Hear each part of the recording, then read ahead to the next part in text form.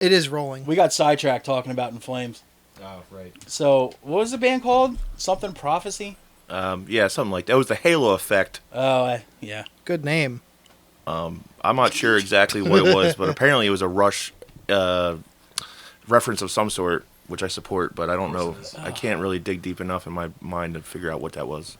Oh, Rush references? Probably Come on, a dude. lyric of some sort. So I dug that one band. What was it? High Command was Command. banging. They Everybody opened- likes that band. Yeah, I've heard of them before. They're really cool. Like, just crossover, hardcore influence Slash. Like, I don't know. I could have sworn I've seen them in Baltimore a few times. Always opening for somebody really good, and they were always decent enough to watch. Was the lead singer wielding a fucking Conan sword? Sadly, no. All right, because he was on Monday. There we go. Yeah, the cool sword. The one guitar player was wearing like a tactical vest. Was he John Popper? Could have been. Oh, He had a ski mask on too, so who knows? who the fuck else used to wear tactical vests? Not enough people. Oh, fucking 50 Cent. the dude from Mortician used to rock one occasionally. I couldn't tell if it was a tactical vest or like an umpire thing. Sometimes it looked like both in one, but it was fucking sweet anyway. Apparently, the one dude from Iron Age makes those swords. Mm-hmm. The singer guy. Yeah, Oh, well, that's kind of nice. That he- that's like his job. Yeah, He he's took- a He blacksmith. took the name to the next possible level. I Yes. kind of like that. I kind of like that, dude. He rocks it at Eternal Champion sets. It's cool. Ah, that all makes sense now. Yeah. Imagery. Swords are way cooler than Eternal Champion, though. Just saying. I have gifts for everybody, by the way. I prefer the broad axe personally. We have gifts. Oh, welcome to Relevant Litter. We have the most recurring guest ever, Top Wop himself, Michael Murro Hey, One of my of faves. Philadelphia Sunburster. Also a Philadelphia Sunburster, we have Mr. J. Dost, who also plays in Moros and Krieg. Or is In it- the mix. He's a first timer. Thanks for coming down, bud. Thanks for having me. And just for that, I've got you this copy of Billy Joel's Piano Man. Sick. you gonna re-gift that to Jordan? That's the first thing I was thinking of. actually. And this VHS version of Liquid Stage, which is a longboarding surf video. Dude, his longboard video collection is pretty nuts. Yeah. Longboard video collection. Yes. As in multiple. Mind you, I've never surfed a day in my life. I know his figure would throw you off. Really? I've never surfed a day in my life. I know. I've been known to boogie, but I've never actually. Now, I got some special stuff. One's from me, two of them from me, and one's actually from my dog. Aw. These are. I got you this. These are my Bobcat and Wolf patches from Cub Scouts. What were those awarded for? Stolen valor right there. Just being there. Oh. Like you got one like every year regardless. And this is a weapon. It's a mad ball made by Bad Kid. And he made it out of a golf ball he found on a walk in one of his dog do bags. Fuck yeah. So if you ever find yourself in a little bit of trouble, Bad Kid wants you to know He's your back. got me. He says thank you for his Garfield toys those years ago. In a sticky situation. Yeah. Anytime, at buddy. Game Changer World. Yeah. Anything for a good boy. Game changer world. So now you got a fucking Norwich Terrier built mad ball. So that's pretty sick. Fucking right it is. Nothing wrong with that. Yeah. Reminds me of this bag with a golf ball in it. Reminds me of Homie the Clown. Damn. He don't play that shit. It's true. He's a good boy like that. Oh fuck. So Prime Damon Wayans. is he still alive? Yeah. He's Then thriving. where's my fucking last Boy Scout fucking He sequel? does like super like normie sitcoms now. Ah. I want a fucking last Boy Scout sequel. He was entertaining the idea of coming back to stand-up, at last I heard. Damn, his old stand-up was fucking great. I don't know how well it's aged, though. That I don't know. He'd be one to tell you because he's one of the only people who has filmed and recorded every set he has I heard ever that. done. That's fucking wild as shit. And he was prolific as fuck before, even after fucking In Living Color. I want to know where it's stored. I want to see it. Yeah, He just has like a vault. Yeah. it's all reel to VHS to... Yeah, Jesus With all the Christ. evolution of film. So, is there any daily jocularity going on there, Tom? Sure is. Someone named Mike Murro decided he wanted to Oh, I have some. include himself in this. I don't know if you explained daily jocularity to Jay over here. It's the first time hearing that term right now. Do you work in an office I do. with other people? You familiar with an email Unfortunately, chain? Yes. Do you have a receptionist perchance? They take attendance? I don't. Not that format. You familiar with a memo? Yes. Well, anyway, just imagine you're CC'd on an office meme every once in a while, yes? Yeah. Yeah, some of the greatest leaps and bounds and attempts at humor come from the regulars at the norms, if you will. The norms, yes. Gen Pop, if you will. In the office. And these are a collection of some of our greatest hits as of late. Oh, fuck. Called Daily Jocularity. I don't have any this week. My fucking plug has been gone. And you Well, brought it up. I'm pinch hitting for you this Okay, week. good. Rasta Gramps on Instagram has not been there for me to fucking Unreal. tap into his well of greatness. Him and I are going Just to have a talk. Past and present coworkers on Facebook give me all the ammo I need for this. Yes. I just noticed that Harito's hat is fucking sick. That's cool. What do you got for Daily Jocularity? Oh, you want me to lead off? Sure. Go for it, I'd buddy. love to. I got a couple. All right. 'Cause All right, so Paint a picture for me. He's a pinch hitter. I'm cleanup. Don't worry. Paint a picture for me, Mike. we got Grogu, Baby Yoda. Oh, Sure. goddamn the right. baby. Yeah. Yeah, he's got like a little look of delight on his face. Oh, Yeah. as it does. You want to know the caption? Damn right I do. You better believe Do it. I ever? I just want a job Monday to Friday, 9 a.m. to 9:05 a.m. $2,500 a minute. Nothing too crazy. Dude, that Grogu is a The card. force is strong with that guy. Mad metachlorians. Do you want a cat meme? What kind of absurd question is that? Duh. All right, so we got a little guy with his hand on his hip. He's looking a little sassy. Little guys are my favorite. He's Got looking a little- sassy as fuck. Got a little bit of tude in the pipe there. Yeah, he's I like that. He's like kind of sprawled out on the couch, but he's got the little side hip action. I think I know the meme you're talking about. Me thinking about having a little snack 5 minutes after I said I was full. Dude, I love Oh, snack. fuck, he sounds insatiable. I bet he's looking forward to some Temptations cat treats. All right. Do you want something new or do you want another cat? Surprise me. I mean, the cat train is rolling. All right. Bring it into the station, dude. So we got a cat. He's he up to? sitting lakeside with a fishing pole. Oh. Wonder what he's doing. The caption says, "For those who have never seen a catfish." Whoa. You're about to. Oh, man. Last but not Oh, least, shit. we got our buddy Stitch. From Lilo and Stitch. Oh, boy. Oh, yeah. That little blue fuck. He's kicking the fuck back on a pillow, Oh, arms behind his head, it's relaxing, huh? baby bottle in his mouth. Sure. Oh. I'm not lazy. I'm just in energy saving mode. Look at him. Look at him go. That's the best way to get recharged. He is so fucking relaxed right now. Oh, man. Maximum, That's Stitch. maximum comfort. Off to you. This you top that. I'll do my best. Or worst. You all remember, I wish I could remember her name. Ain't nobody got time for that. That was Sweet course. Brown. Sweet I'll- Brown. I'll- That's her name. Shout out to Brown. Matt Bennett. She's right here. Sweet Brown. Yes. I woke up to get a cold pop. Working on Friday? Ain't nobody got time for that. Amen, sister. From your mouth to God's ears, lady. Exactly. Holy shit. What's her name? Maxine, the comic. The newspaper funnies. Remember Maxine, the old lady? Oh, yeah. Oh, the Hallmark card. Yes. The grumpy old lady. Yeah, right. She's, what a curmudgeon. Grumpy old Maxine. Yeah, my mom shares plenty of those memes. Know what I call a 3-layer box of chocolates? Breakfast, lunch, and dinner. I knew it'd be something overindulgent. Yes. Well, at that age, man, she can do whatever she wants. You know what I mean? You crazy for this one, Maxine. No repercussions in Maxine's world. She So- has all of her diabetes medication.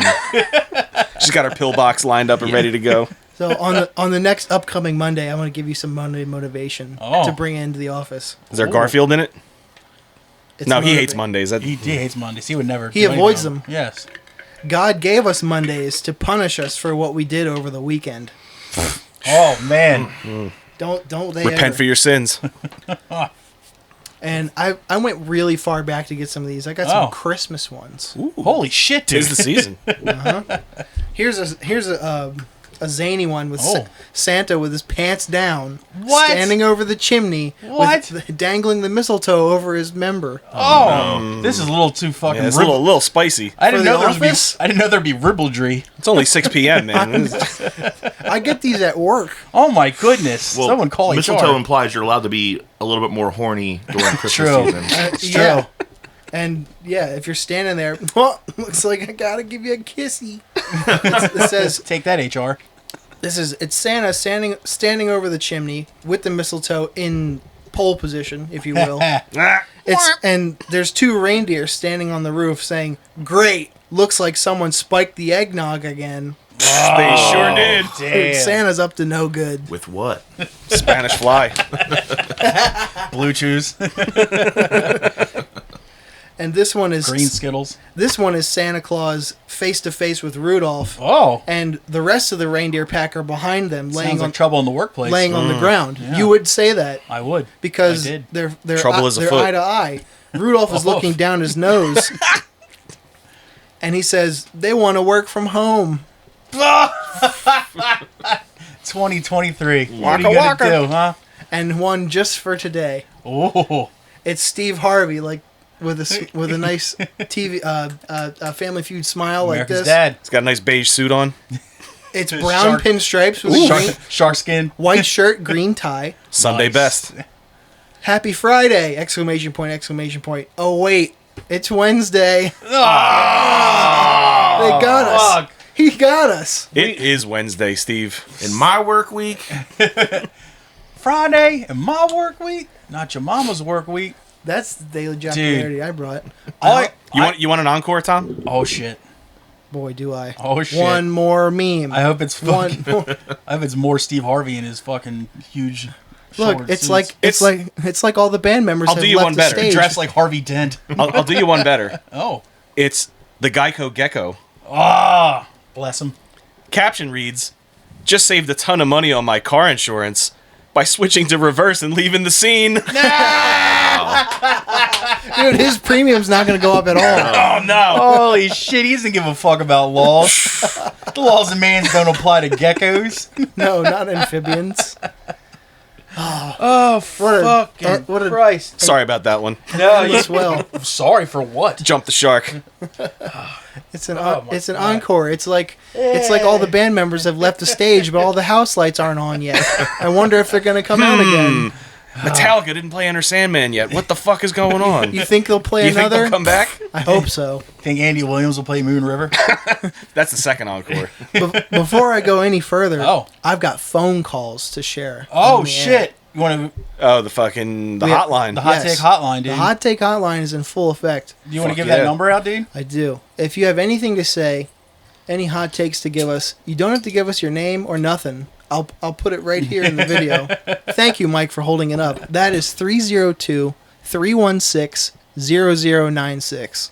You can leave us messages, and we'll play it, much like this right here. Oh, my God. Who's this from? I won't say. They're all anonymous. That's what makes it fun. Let's see. Make what they call. Unmute. Hello? I don't think this is working. Hello?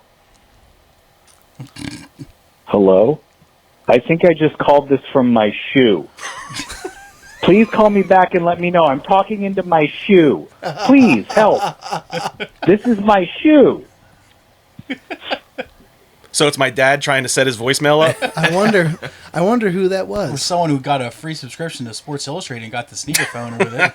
Here's one from our very first Yo, patron. Life of Agony's River Runs Red is a far worse record than Ugly. Ugly is far superior. I agree. And also, I while agree we're with that. fucking at Whoa. Biohazard's State of the World address is far better than Urban Discipline. We'll Also also agree. agree. Not maybe the coldest hot take I ever heard from a one I Jeremy mean, hot Tingle. takes, yeah, like as popular opinion goes, yeah. But as far as I'm concerned, and obviously Mike, yeah, those are far superior records. I totally agree. I'll disagree with River Runs Red, but I will definitely stand for State of the World Address being number Absolutely. one. Now, Murro, you're an Entombed guy, yeah? Well, of course. No, he's right here. I made this. You thought the jocularity was over. Strap in. We made this comparison once before. See if you agree. Life of Agony is to Wolverine Blues as to Ugly is to Left Hand Path. Straight through, Ugly and Left Hand Path are far superior in my opinion as a listen. They have great songs, but Wolverine Blues Is the complete record. and River Runs Red have the hits that people know. But it's also a front to back listen Yeah. without skipping anything. No. Here's a really hot take on Entombed. I like all of their fucking records. Every fucking one, even Black Juju. I love all of them. Strange Aeons. I love them all. I like Strange Islands. You need to call that hotline. I love the fucking rock, Calls like them the, what do they call it? The Death and Roll records. I The fucking, Death and Roll stuff is definitely good. I love them. I never really understood why people thought there was this.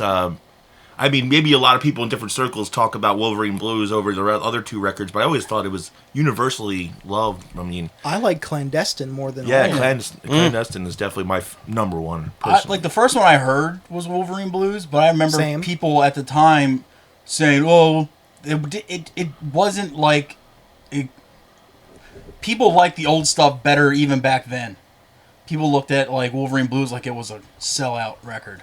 How? I don't know. Well, they did technically in that era. Columbia Records was putting out all those earache bands, so then a lot of people were shaking in their boots and their bullet belts about how our sacred death metal is jumping the shark, much like it is now. Yeah, yeah. Because I remember If the quality of their riffs went down, you could say that, but I don't see. Yeah. I mean, hindsight's 20/20, but even back then, like, how do you say Wolverine Blues is inferior to Clandestine or Left Hand Path? No, it's ridiculous. Oops. and honestly, I think it was the way the band should have gone music wise, and they kept going in that direction and going until it turned into the death and roll stuff. Well, I think it was all natural progression over time. I mean, All of those Swedish dudes were punks when they were kids before they started death metal bands, Right. so it just makes total sense to me that, okay, we're just going to blend it all together and have like a hardcore influence or whatever you want to call it. like, sorry, we really like Motorhead too. Yeah. it's like, Yeah. deal with it. Well, also Grave is on the table. I don't think Grave swerved at all. Right. No. Grave put out consistently way more like good of the same type death metal, Swedish death metal than Entombed did. Entombed just like totally morphed into something else. I think Entombed took more chances than Grave did. Yeah, I would say Grave just sort of got less thrashy and started sticking to like the groovy sound and stuff for albums on end. Yeah. But I think Entombed took a little more chances. But the thing is, being back to Wolverine Blues, they definitely heard about it from the fans. Mm-hmm. Like, it definitely, like, fucking divided people down the middle. Well, you know there was boneheads then that were like, oh, you're on MTV, like, screw that, man. Yeah. I remember them getting shit for having a Marvel Comics character on the cover. And it wasn't even like the original cover. It was like the that wasn't even The their original choice. cover was like the black and red, Yeah. weird shit. And then they did a re-release. That's the one I know. Like, I think might have been like the only the cover. That cover was only an American release. The one that actually has Wolverine on it. I think it was Japan. Was it Japan? I think something like that. I just like the music video where they have like just a still photo of Wolverine Yeah. rushing towards the screen. And all of them making their fucking angry faces. I love old metal videos. it was like the Ang Lee Hulk movie where it just showed like stills from the comic between scenes. Yes. Like, I thought we were past this. Like, that was like early aughts. Like, Wolverine Blues was early 90s. Like, you had 10 years to fucking advance technologically and still doing. Well, maybe Ang Lee was going for that retro shit. You know, you don't know what was ahead. Maybe he's a huge, Maybe just a huge Entombed fan, yeah. Things I love: Wolverine and Entombed. I don't love Wolverine Blues. I got 2 more phone calls. Sold out. Fuck yeah. All right, we got. I have another one from Jeremy. I don't know why I framed Life of Agony's records as far worse, but they're both great, but Ugly is far superior I agree. to River Runs Red by far. Sorry, my teeth got in the way. What do you want me to say? He is self-aware. Probably because I don't let him forget. And we got one from a complete stranger. Oh, really? Yes, that was I was most looking forward to is this one. By the way, we're keeping it anonymous, yet you gave Jeremy's name out. What's up? My name's Kev. I was scrolling through some YouTube shorts, and you guys popped up. I've never seen or heard of you guys before. This is why I love strangers. I'm really trying to talk myself into checking you guys out. I doubt it'll happen, though. Just to be honest with you. Fair enough. My hot take is... yeah, so I don't really have any hot takes for this segment. All right. Oh, hey, how about this? So... no, that's too racist. Never mind. Awesome. All right. Well, I love you guys. Two chins up. Try to make good choices. And, yeah. Excellent. Thanks so much, caller. Shout out to Kev, dude. Nah, Kev rules, man. Fuck out of here. I think he cute because his name Kevin. Dude. Got waved to the side like Farrakhan. He's like, I was thinking of checking it out, but I probably won't. I fucking respect the fuck out of that, dude. Kevin rules. Yo. No shame in Kev's If you're going to call the call, be more like Kevin. Say I got a hot take, but it's too racist, then just bow out. Especially a complete stranger. A complete fucking stranger. Yeah. He's like, I prefer North Koreans to South Koreans. It's like, damn, Kev, calm down. Kev, I hate to break it to you, but nobody in North Korea is going to hear that. Damn, I don't know. What about you? Not anytime soon. You and me, Parker, are big titties.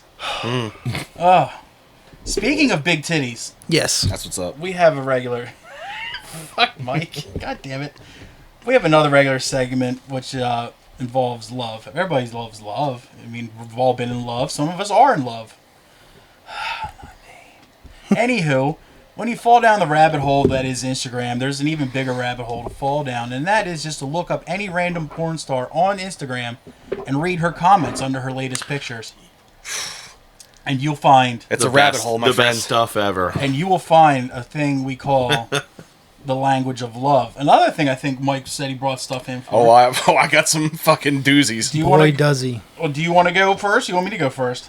I'll go first again. Okay. Because I got one of my favorites. Oh. And fellow paisan. Oh. Miss Valentina Nappi. Oh, right. God bless her. All-star. She's top 5 on Pornhub, I think. So... Not that I know that offhand or nothing. She posts a lot of pictures that aren't even, like, provocative. Like, she'll just post a normal selfie. Sure. And the comment section will be a fucking cesspool. Vagine.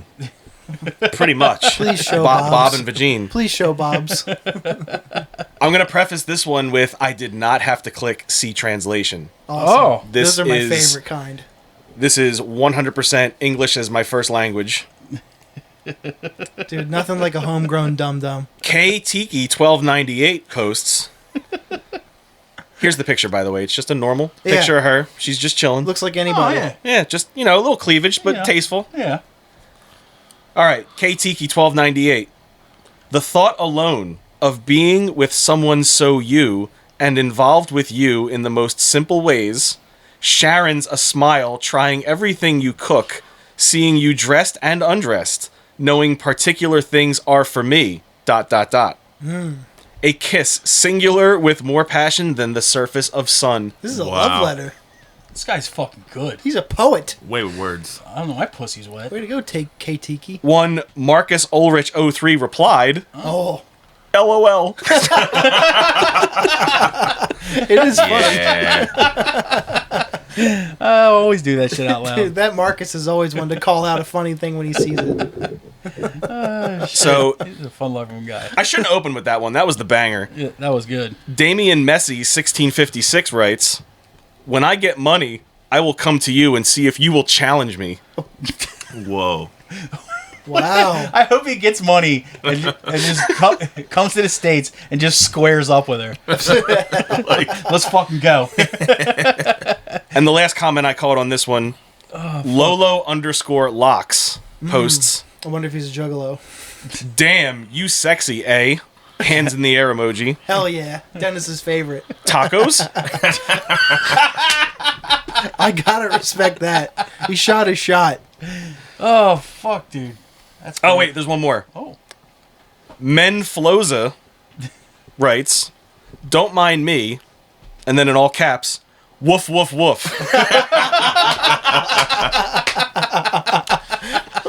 I love the horny dog bark. Yeah, like it's like old cartoon style with the heart pumping out of the chest. The tongue rolling out. Your legs are above your head for some reason. Steam coming out of the ears. So Before feel free to take over. Before I get into mine, I stumbled across one that a listener of ours sent me, and it was just Nice. it wasn't an actual porn star. It was just a girl who had an OnlyFans that was popular, right? And I was like, well, I only do porn stars. I don't really fuck with OnlyFans girls like that. And he's like, no, trust me, you gotta fucking read these comments. They're 100% right, whoever that listener is. Because, and the reason is this, whereas most of the stuff I read under porn stars pictures on Instagram is complimentary, disgusting, and just horny as fuck, people are mad as fuck at You get like OnlyFans hate girls. comments too. Yes, Yeah, like yeah. they are. Like they were straight up calling this girl. It was You get it under A-listers too. It was just they some, don't discriminate. What the fuck was her name? It was something. Oh god damn it! I'll forget. Some redheaded broad. Anyway, they're calling her a hack. They're like OF bitch, get the fuck out, and just shit like that. That's like just mean. Just like saying shit like take a dick like a real actress, and just like all kinds of shit like. Basically pulling like union shit on her, just like get the fuck out of here, you fucking scab. It's like, damn. I was like, god damn. And it wasn't just one person. It was 90% of the ones I read where it's just people are like, get the fuck out of here, you scab. You're taking away time from. Oh god damn. I was Horny like, to somebody else right now, dude. I was like, there's even Indian dudes like yelling at her. I was like, yo, those guys. Damn. You got those guys mad? All they want are bobs, dude. Fuck. Yes, Dude, do they- not show Bob or Vagine. Get your Bobs and Vagina, get the fuck off this job site. Good lord. You So- see your SAG card before you so- show Bob. I went to another popular favorite amongst people, Angela White. I'm sure everybody's familiar with Australia's favorite export. It's a heavyweight right there. Yeah, I didn't screenshot the picture, but it was basically just her in a red bikini. No, just cleavage, pretty much so much the same as that. I Right. know the one. And this, I see a lot of heart emojis. oh yeah, you see This that? guy's in love. This is He's smitten. Arturo Nault. Hello, my name is Arthur. I know you from message. Heart, space. Heart. The, what's the circle with the plus under? Is that male? That's the female. The female. Ah, yes. Heart at tag. Heart, n/n/heart/n/ know you from message. Heart/n/n. I think his cat walked on his keyboard. I think this might be what it says on the Dead Sea Scrolls. But, this here is from, The missing piece of the Rosetta Stone right Jonathan there. Kevin Gomez Morris writes, Night of Sex, which is instantly followed by Diana Kira 85. Hi, I'm sorry to interrupt the comments. I'm here by looking for First time caller. I'm here by looking for a serious relationship. ... I have been hurt in my last relationship, and I don't want the mistake to happen. I really need a very kind and romantic guy. ... Just drop the direct message or a follow. I promise to reply to you. I've heard that before. Send me your PIN number, social security info. Also, my Cash App is. To which Swelver replied, "Oh, water me spilled banana emoji." Oh, man. Yeah, dude, that's a good one, dude. Naturally. This is from Rachel. It says, guys, follow for nudes trading and sex fat. Whoa. That's the best kind And of... fat is spelled FHAT. Fat. So it's almost like the PHAT, but then she decided to retro it at the same time. She's fucking killing the game. Best of both worlds. Rachel it is, man. She knows what's up. This is from Dasari6357. Do you have a map? I just got lost in your eyes. Wow. Classic. Now, I will also say in this man's favor, that was also under C. I have C original on here, which means he wrote it in his native tongue and translated it perfectly. perfect. Oof. Yeah. He's a fucking Now, wordsmith. This is a great fucking username to see under a porn star saying. Oxycoffin530 writes, things aren't ideal. Oof. I want to touch so bad. Melty face emoji. Yeah. Everybody's been down bad. This is from before. Alwan Totson. Get a sip of crut. Whoa. Yeah. Underneath of it, Well, I don't know what crut is. C-R-U-T? Sounds insane. Yeah, I went to see original, and that's just what it came up. But crut didn't change. Did you Google crut? I did not. I was scared. And then he gave a link to I got put on some weird watch list for Googling. and then he left the at Matta Benning. Maybe is that Matta Bennett? What the? Bennett. At Matta Benning Photography. Is that a surname? Well, underneath, Got a burner account. directly underneath that was Lalit Sharma 007, Red Danger. So apparently he's warning her of communism. And then we got Vima Kasvik here. This is a good one. I know it's not very elegant what I'm going to say, but I'm willing to give myself injections in my balls and Hell yeah. to do a good part in a movie with Angela and hit harder. Because this woman is wonderful, I hope I haven't bothered anyone. Heart emoji, fire emoji, and zany emoji. He's Be willing zany. to get injections in his fucking balls. Are you willing to do the same? I couldn't say that I am. Oh. Well, Yasama Faramand, sure it's a nice Dutch boy, just wrote oof, where Weezo Gandhi added this person, Yasama Man, with the clapping emoji. So Yasama Faramand replied back to this person, says, your naughtiness is high. Oh. So it might have been a love connection, dude. This is good old David Hernandez comes in with, you're a very, very beautiful woman. Send me men. I mean, yeah. To lift him like a king to her or something, maybe. I don't know. Either that or he just figures like, yo, hot chick, she knows where some hot men are too. Yeah. You know, the Isle of Hot. So that one fucking blew my mind. Vima Kasvik comes back again.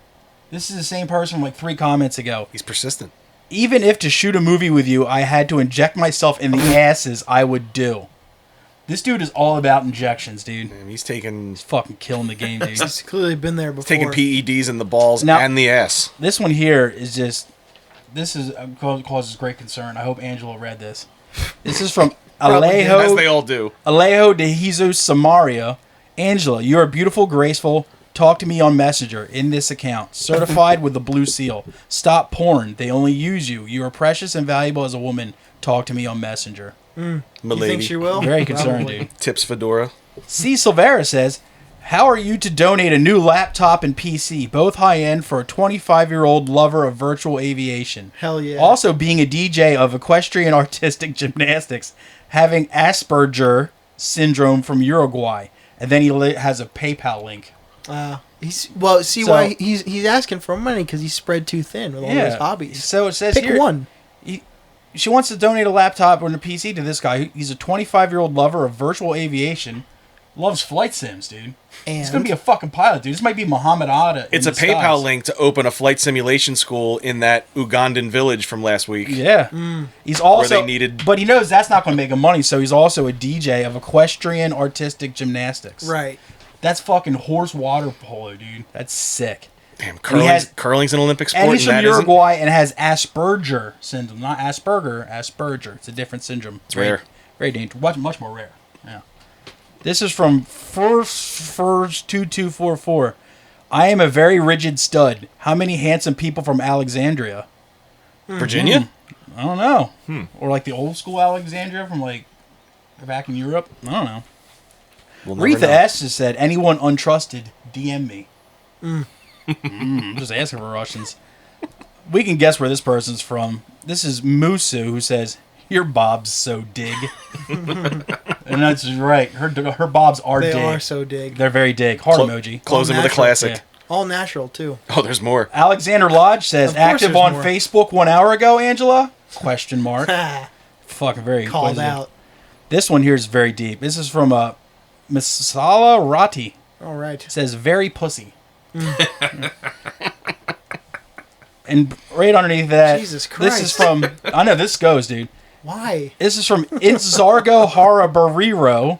Says, and this is all in quotations. This is a nightmare. This is all in quotations, dude. This is all in quotations. So he's quoting somebody. He says, Ugh. loneliness is dangerous. It's addicting. Once you see how peaceful it is, you don't want to deal with people. Now this, Oh my god. there's 2 more. There's 2 more. This next God, one, it's a fucking term paper. Holy cow. this was, He brings 30 Dude. for every conversation. No, this one comment. strap the fuck in. This is from Flight Club of the Century. I just want to say that I don't normally comment on Instagram, mainly cause famous people don't look at all the comments. But I saw a story from the Daily News saying how you are looking for someone to actually have a genuine connection to.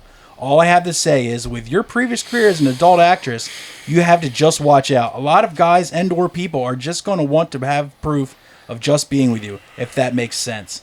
Not really caring about your feeling and the intimacy that you are looking for. All I am trying to say is just be careful and notice what people are being fake and what people are actually genuine. Learn how they act, what their motives are, and you will learn quickly about fake and genuine relations. Very insightful person. It's very Now- it's insightful. It's Now wait. This is from the same person. Okay. All right, this is directly underneath it. This is a short one. This is Answer me, you bitch. It's a postscript. It says, "Good luck, my son. Your first Cambridge International exam. Inshallah, you'll ace it." Thumbs up emoji, heart emoji, hand clap emoji, and the open hands emoji. hell yeah. Inshallah, indeed. Inshallah. And that was the language of love. My God. That was a fucking marathon. Now, we were just talking about how the OnlyFans girls get hate. Yeah. Kate Wilde was her name. She'd be wild. The one that was getting fucking just slammed on by people just purists, you know? They're purists. Well, I guess the internet giveth and the internet taketh away from some people. But the OnlyFans girls are the ones who pop up in your general feed all the time because they're interacting the most with people and they're in algorithms. Yeah. Anyway, I came across a one Kelly Monroe official. Oh. Never heard of Kelly Monroe before until I saw this image. She's in a nice gown. Nice black gown. Lots of legs showing. She has a face like she's going, nah. She's pretty though. Yeah. You know? So I thought to myself, let's look at these comments. Oh, they're probably vile as fuck. Unique_model 2023 says, "Hello, handshake emoji. Are you interested in growing your Instagram? We can help you to grow your Instagram." Oh. Red Fox QQQ says, He's alive? Says, anointed. Fair. Niathak Eligo 71 says, "I think it's a good job." Hussein says, https://www.binance.com/ar/activity/referral entry/CPA question mark reference CPA _005x5 _ not a bot. I just love when people comment links like they're clickable. Dude, it's Skynet. It's fucking Skynet, dude. It gets me every time. Oh, fuck, dude. Judgment Day's coming. Siafrudin Hadson said, BEUTY, beauty, and letter N, interesting, and healthy, happiness, ... ampersand, close bracket, close bracket, close bracket, close bracket, open bracket, open bracket, open bracket, open bracket, Does that 7. make a drawing of any kind? No, it does not. No? Damn, it sounds like it. Let's say, was it an attempt at like a shitty ASCII Yeah, that's what drawing? I'm thinking. Like, it's trying to draw the Challenger space shuttle or something. I'm still going Veiny with boner or something. I'm still going with cat walked across the keyboard. But No. that's just Mr. M 1984 says, "My taste is high quality." Oh. Toby Tate says, "I have to apologize, although you have no idea what I was thinking watching your reels just now." Huh. Eddie Wheels 420 says, Fuck yeah. this is my favorite, I And think. wheels. Eddie Wheels 420 This guy says, plays by his own rules. Yeah, he does. question is, would you date a guy in a wheelchair? It all makes sense. Dude, may his treads never fucking go away, dude. May his e-brake always lock. Underscore Kajala Singh 00001 says, service unavailable, peach emoji. Poor Mr. Singh. Easy 7P says, let's have a delicious and protective connection. It's And like some lady in the tramp shit sure. with a spaghetti noodle. My favorite one Oh. from Jojo La Paranga. This is copy pasted. I can tell just by the text in there. Let me be your hero, verse 1. Would you dance if I asked you to dance? Would you run and never look back? Would you cry if you saw me crying? Would you save my soul tonight? Would you tremble if I touched your lips? Would you laugh? Oh, please, tell me this. Now would you die for the one you loved? Hold me in your arms tonight. Mike Shuda, In My Head, official lyrics and meaning verified. Chorus, I can be your hero, baby. I can kiss away the pain. I will stand by you forever. You can take my breath away. Fuck yes, dude. Enrique I Iglesias, was gonna baby. say that's a classic Enrique Iglesias line right there. That definitely greased the crease right there. yeah. dude. Sure. These guys really think that, like, she's reading it and it's just like, Wow. How thoughtful. I'm gonna DM this guy right here. He didn't take out the Google text You just at see, all. you just see her right now. She's laying on her bed, and she's got like long socks on for some reasons, but she's like laying on her stomach reading the comics, and she just kicks her little feet like, "Eee, I'm so loved." Laying on her belly. Yeah, having tummy Tummy time. time. Yeah. Then just giggles to herself and then goes to bed and nice little sweet dreams. aw. Yeah. That was my language of love. That's what these guys are doing for them. What do you think about some news? Ooh, I love current events. Good. How do you remember Charlie Kirk? We talked about him many episodes ago. What does Charlie Kirk do again? This fucking Zero. He's like a right-wing lunatic. Charlie Kirk, he does Turning Point USA. Okay. Charlie Kirk's band sucked. Turning Point USA was partners with a registered sex offender. Oh. Nashville. Far-right extremist radio chat show and co-host Turning Point USA CEO Charles J. Kirk, in statements he made this past week at the TPUSA Second Annual Pastor Summit, told attendees that conservatives and others need to boycott Target for their support for grooming kids. I'm assuming from the Pride collection. What, with like combs and shit? Yeah. The other sure. grooming. It's the t-shirts that are turning your kids Yeah. gay. Don't worry. Kirk also attacked Target, telling a packed audience of religious leaders, if you love God, you must hate evil. Here's the punchline. One of Turning Point USA's summit corporate sponsors was Sean Bergstrand, currently CEO of Bismarck Raised Right Side Up Apparel, who is also a registered sex offender in North Dakota. Bergstrand served time in federal prison for attempted coercion and enticement after trying to persuade a minor female to engage in a sexual activity. Classic Bergstrand. Consistent, if nothing else, man.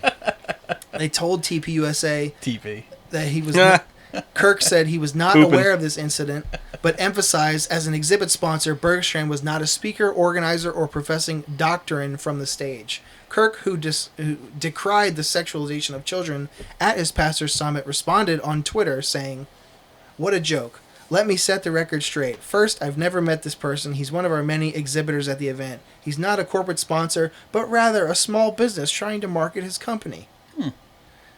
Told from the team that coordinates exhibitors that he's a nice person who did something wrong over a decade ago, and unlike Target, he repented, and the experience led him to his faith.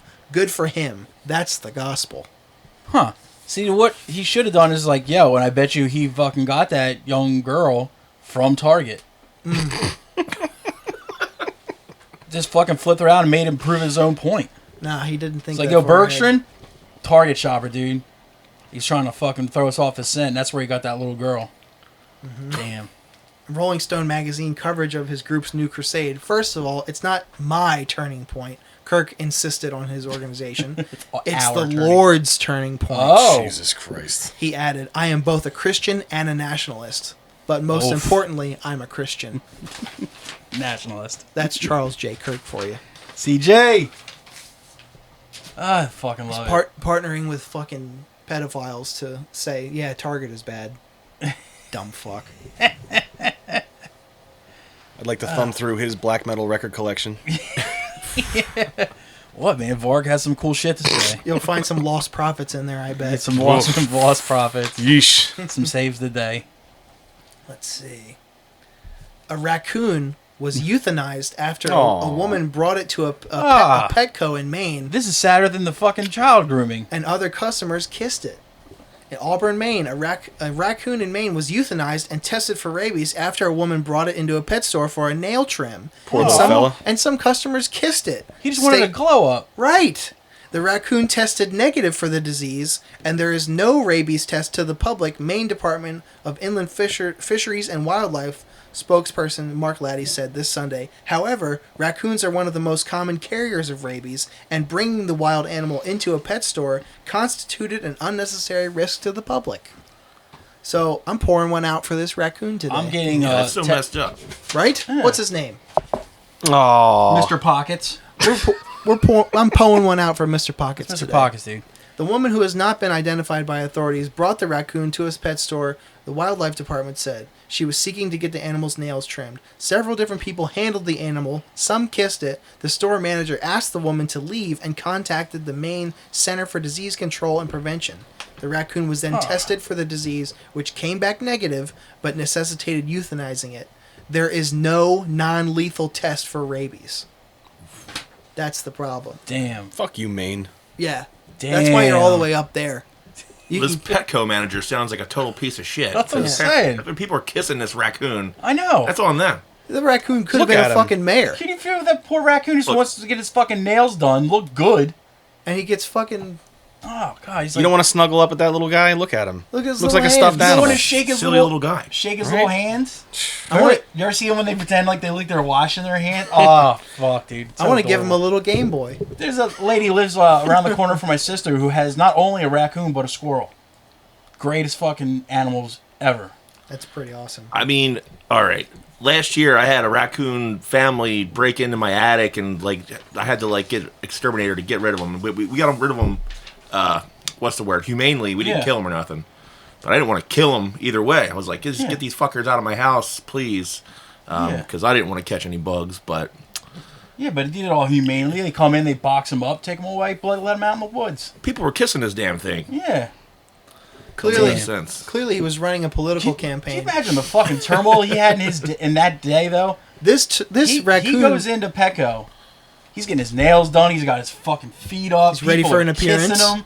Chicks are digging on him. And all of a sudden, some fucking killjoy comes out of the back room. It's like, oh, you got to test that raccoon. Yeah, and just, ugh. I posit this. I think he was getting ready for a press conference and he was running for office. Mayor, true. probably. At least an alderman. And I think this is a smear campaign by none other than He Turning had Point damning USA. information about Hillary Clinton. Damn, you think Turning Point USA did this? I sure think... I'm not saying they did it, but it sure seems like something they would do. Testing for Target shopping. Poor little fella. With his little burglar face. Aww. Can't believe we lost Mr. Pockets R.I.P. Mr. Pockets, man. of frivolous accusations. Ah, dude. GBNF. Let's see. A bear charged a bakery worker and then binged How much on... did he charge him? He binged on... And he charged a bakery worker and binged on 60 cupcakes. Fucking right. That bear's name's Dennis McGonigal. A Connecticut bakery said its employees were safe, but the cupcakes were not, when a bear confronted an employee of the sweet shop and then chowed down on 60 of its cupcakes. Yeah. The opening of the bakery's South Windsor shop was delayed on Wednesday morning after the bear charged a woman at the Avon Bakery, destroying 60 cupcakes and a bunch of coconut cake. What? He didn't have any fucking money. He doesn't understand currency or commerce. Right? Ah, damn, man.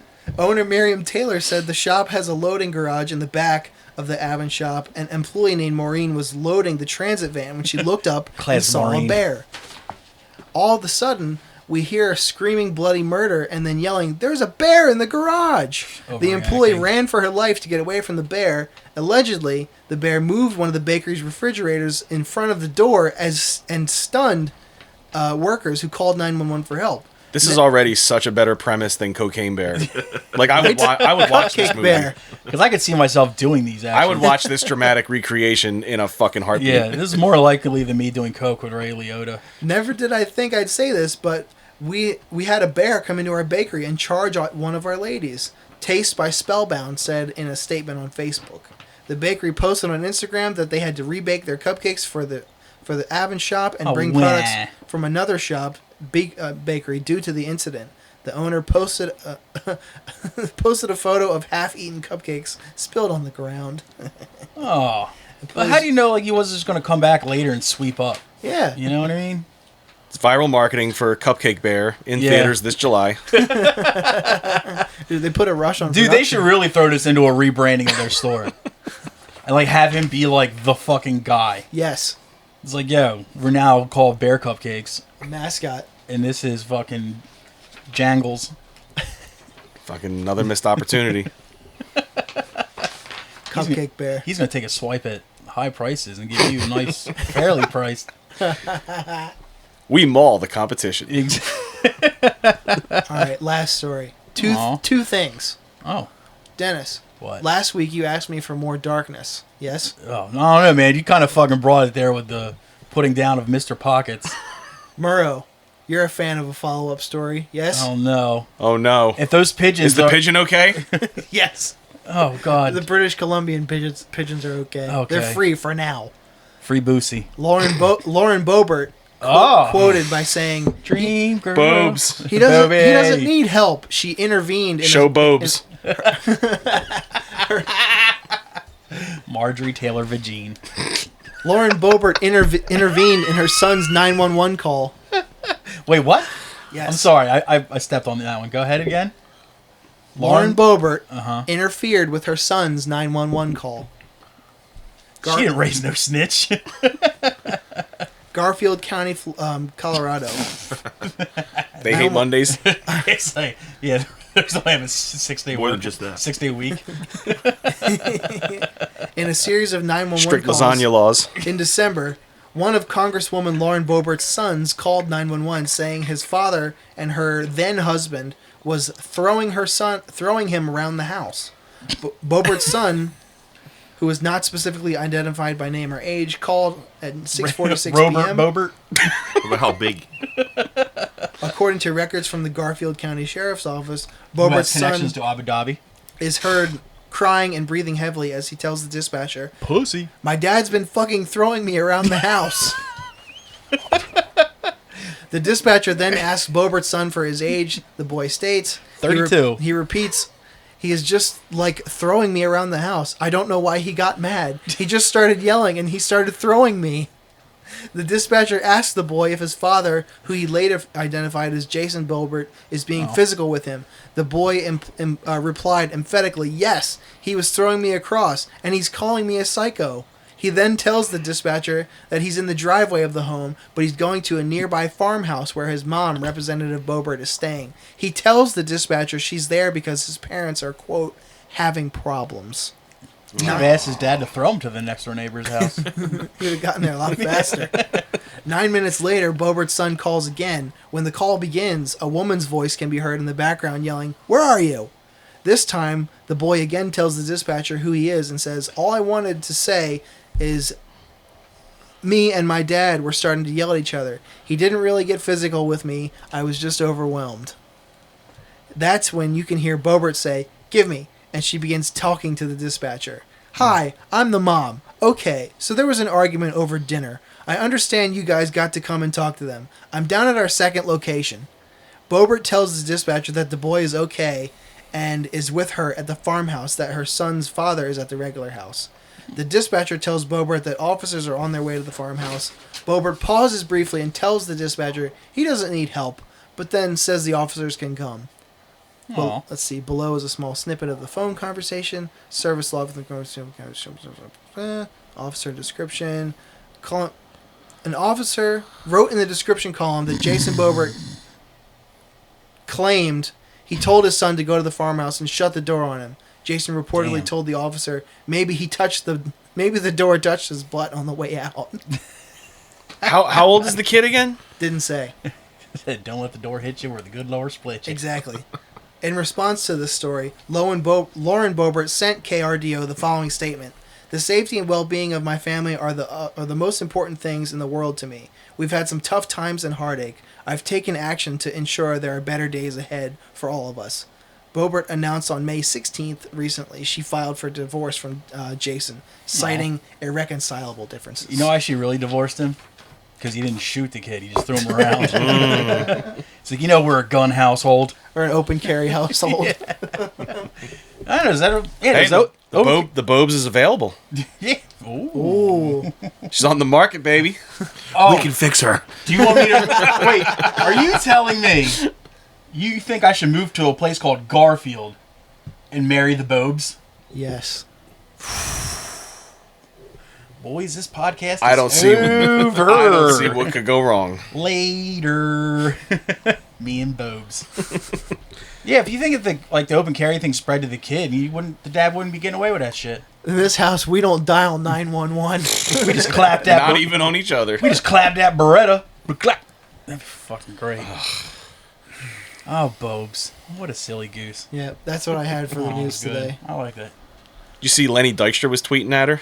Oh. He was simping. This could Yo. go. Oh, this Your could go- boy was fucking simping. This could That go- is a match. Yeah, you right want to there. talk about Ways. two fucking psychopaths Just who could find each other. Ooh. Love finds a way. Oh, man. My fingers are crossed. You wouldn't listen to that podcast? Divine intervention, just do your magic. Well, do you have any, what was he tweeting to her? I forget what her initial tweet was. She was bitching about something fucking crazy. Classic Bobes. Yeah, he was just there was a trend of him replying to all of her tweets saying basically oh, I'm sorry, you should basically just simping for White knighting? Yeah. Yeah, nice. Get it, Lenny. I hope so, man. Yeah, It's he's just a the matter of closest I've time. ever had to having a hero. Just he has utter shit opinion about stuff, but you're he is pretty fucking cool though. Yeah, back in the Yeah. day, he was fucking In the 90s, he was pretty fucking Crushing it. badass, dude. His interviews about getting private investigators to get dirt on the umpires. Yes, yes. They said when they tore down the vet, before they blew it up, they tore up the turf in the outfield, and there was just a huge fucking brown stain in center field from all the tobacco of years of him just Yo. fucking spitting up. Oh my god. Well, I'm pretty sure that dude was made, 30% water, 30% tobacco, 30% cocaine, right? They were all poisoned by that AstroTurf in the 80s too, or 90s. That dude's still fucking Yeah. redlining his engine to this day. He's probably mummified on the inside. Yeah, that's the thing. He's perfectly preserved. He just has that special white trash gene that just keeps you pumping. You look at dudes like Jerry Garcia and Old Dirty Bastard, they kick their drug habit and then they die. Yeah. Yeah. Oh, fuck. That's probably why Lenny keeps it real. Nails know something we don't.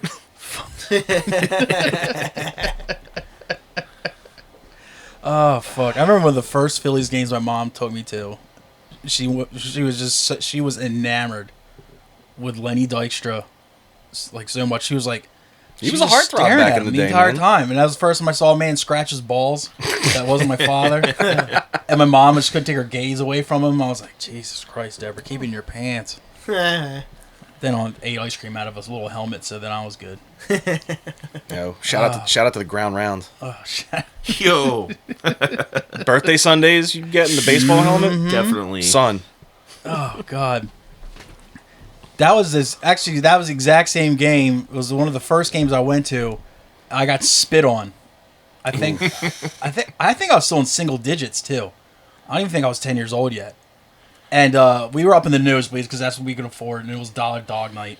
Behind us was a bunch of dudes doing New York Rangers chants, wearing New York Rangers gear, which is weird because isn't that a hockey team? Yeah, Yeah, that's a thing that those fans would probably do though.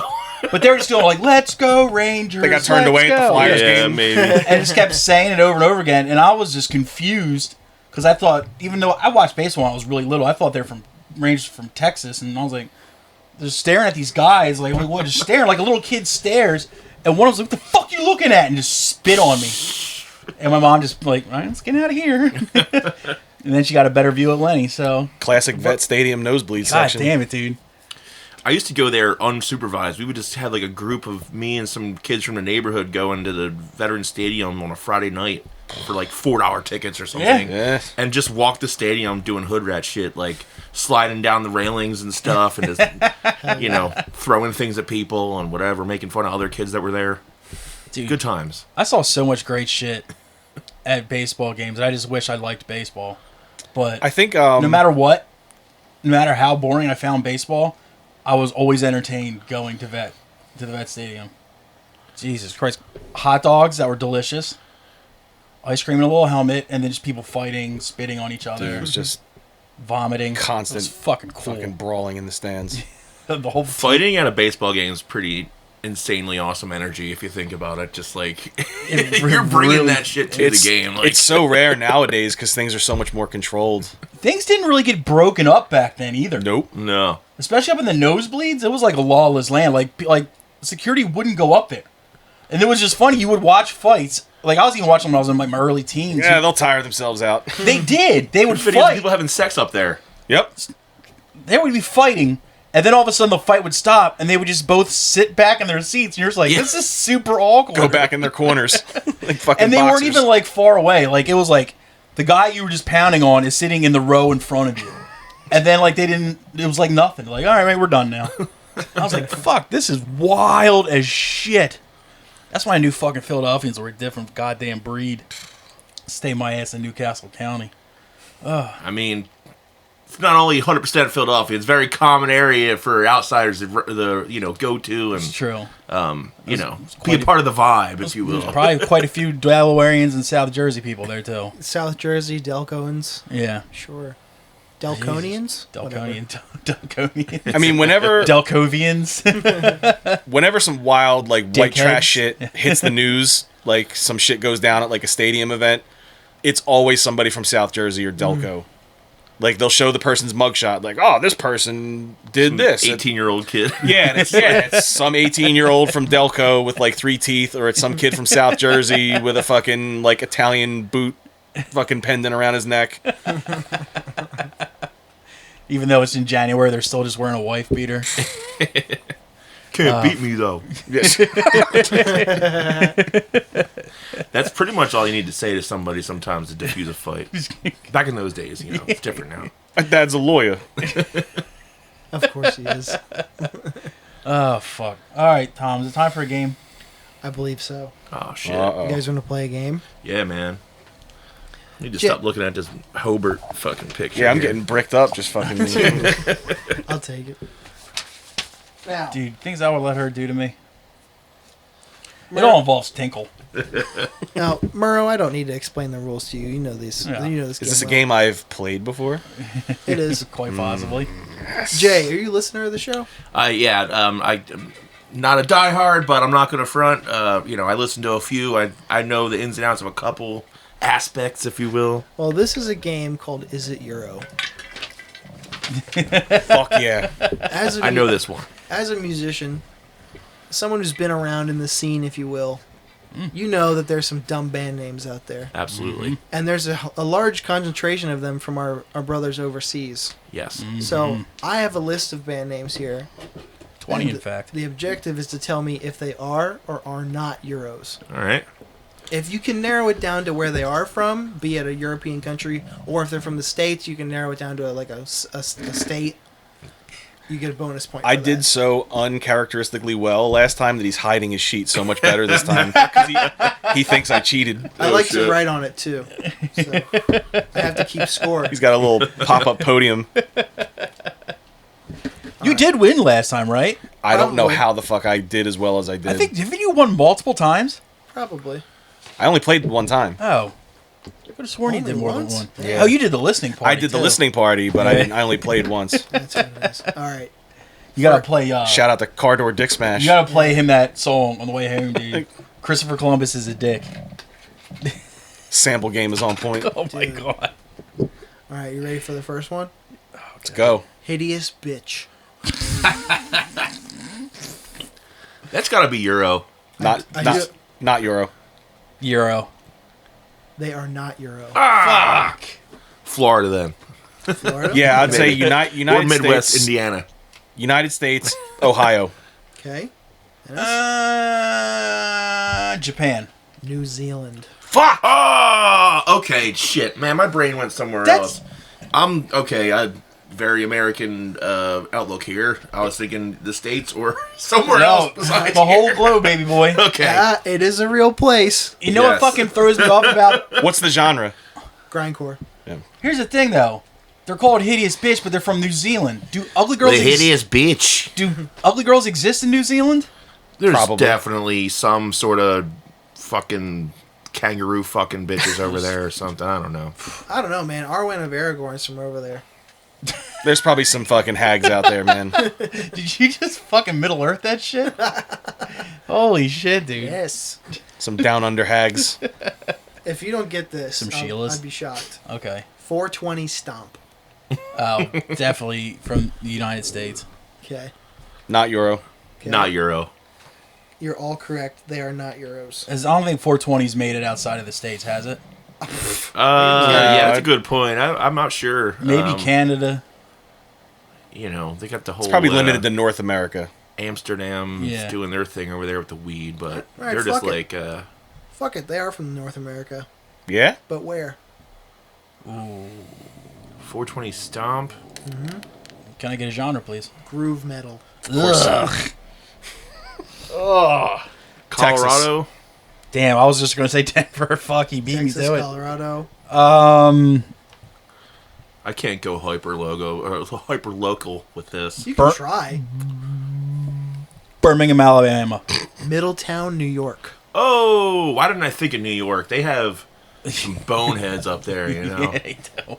Sure do. Dude, that... Middletown's kind of like Long Island area too, isn't it? Oh, I was thinking like upstate New York, Okay, like, or like Binghamton. Yeah, I think yeah. 420 Stomp probably has backwards flat caps, Yes. batting gloves.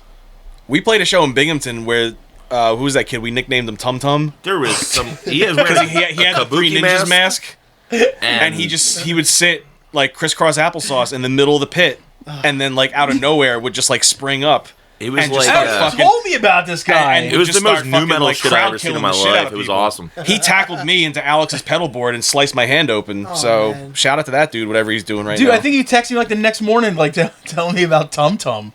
yeah, I was like from Fucking the Tum Tum. I was like Tum from Tum the, fucking from the Three Ninjas. yeah.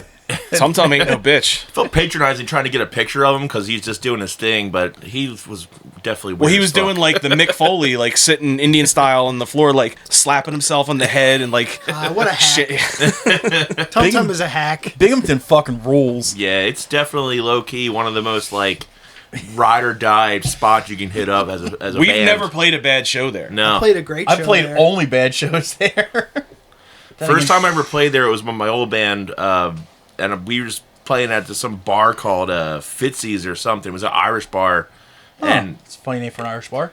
you know, it was like a grindcore band I was in, and fucking we just like had like our 15-minute set, and people crowd killed Damn, the did you entire play time. 2 full lengths? No, it was legit like a 10-minute, 15-minute set I think we had at that time, and I never saw people. It was one of those that's like, all right, we're always coming back here because it's just spin kick city, just punch people in the face for no reason. Even if the fast parts are happening, they're just like, oh, they're still killing. Drowse did a run in upstate New York. We played Rochester and Binghamton. At the Binghamton show was the show that we played with TRNQT, where they played behind a sheet. Ha! What the fuck? They're on some other shit, man. They set up a sheet in front of themselves so nobody could see them, and they set up a strobe light behind it. God, it was interesting. What a fucking dork ass band. Neurosis did that when they played the Troc back in the day. So no one could see them. Yeah, or it wasn't a bed sheet; it was like a big screen that they just pulled down over.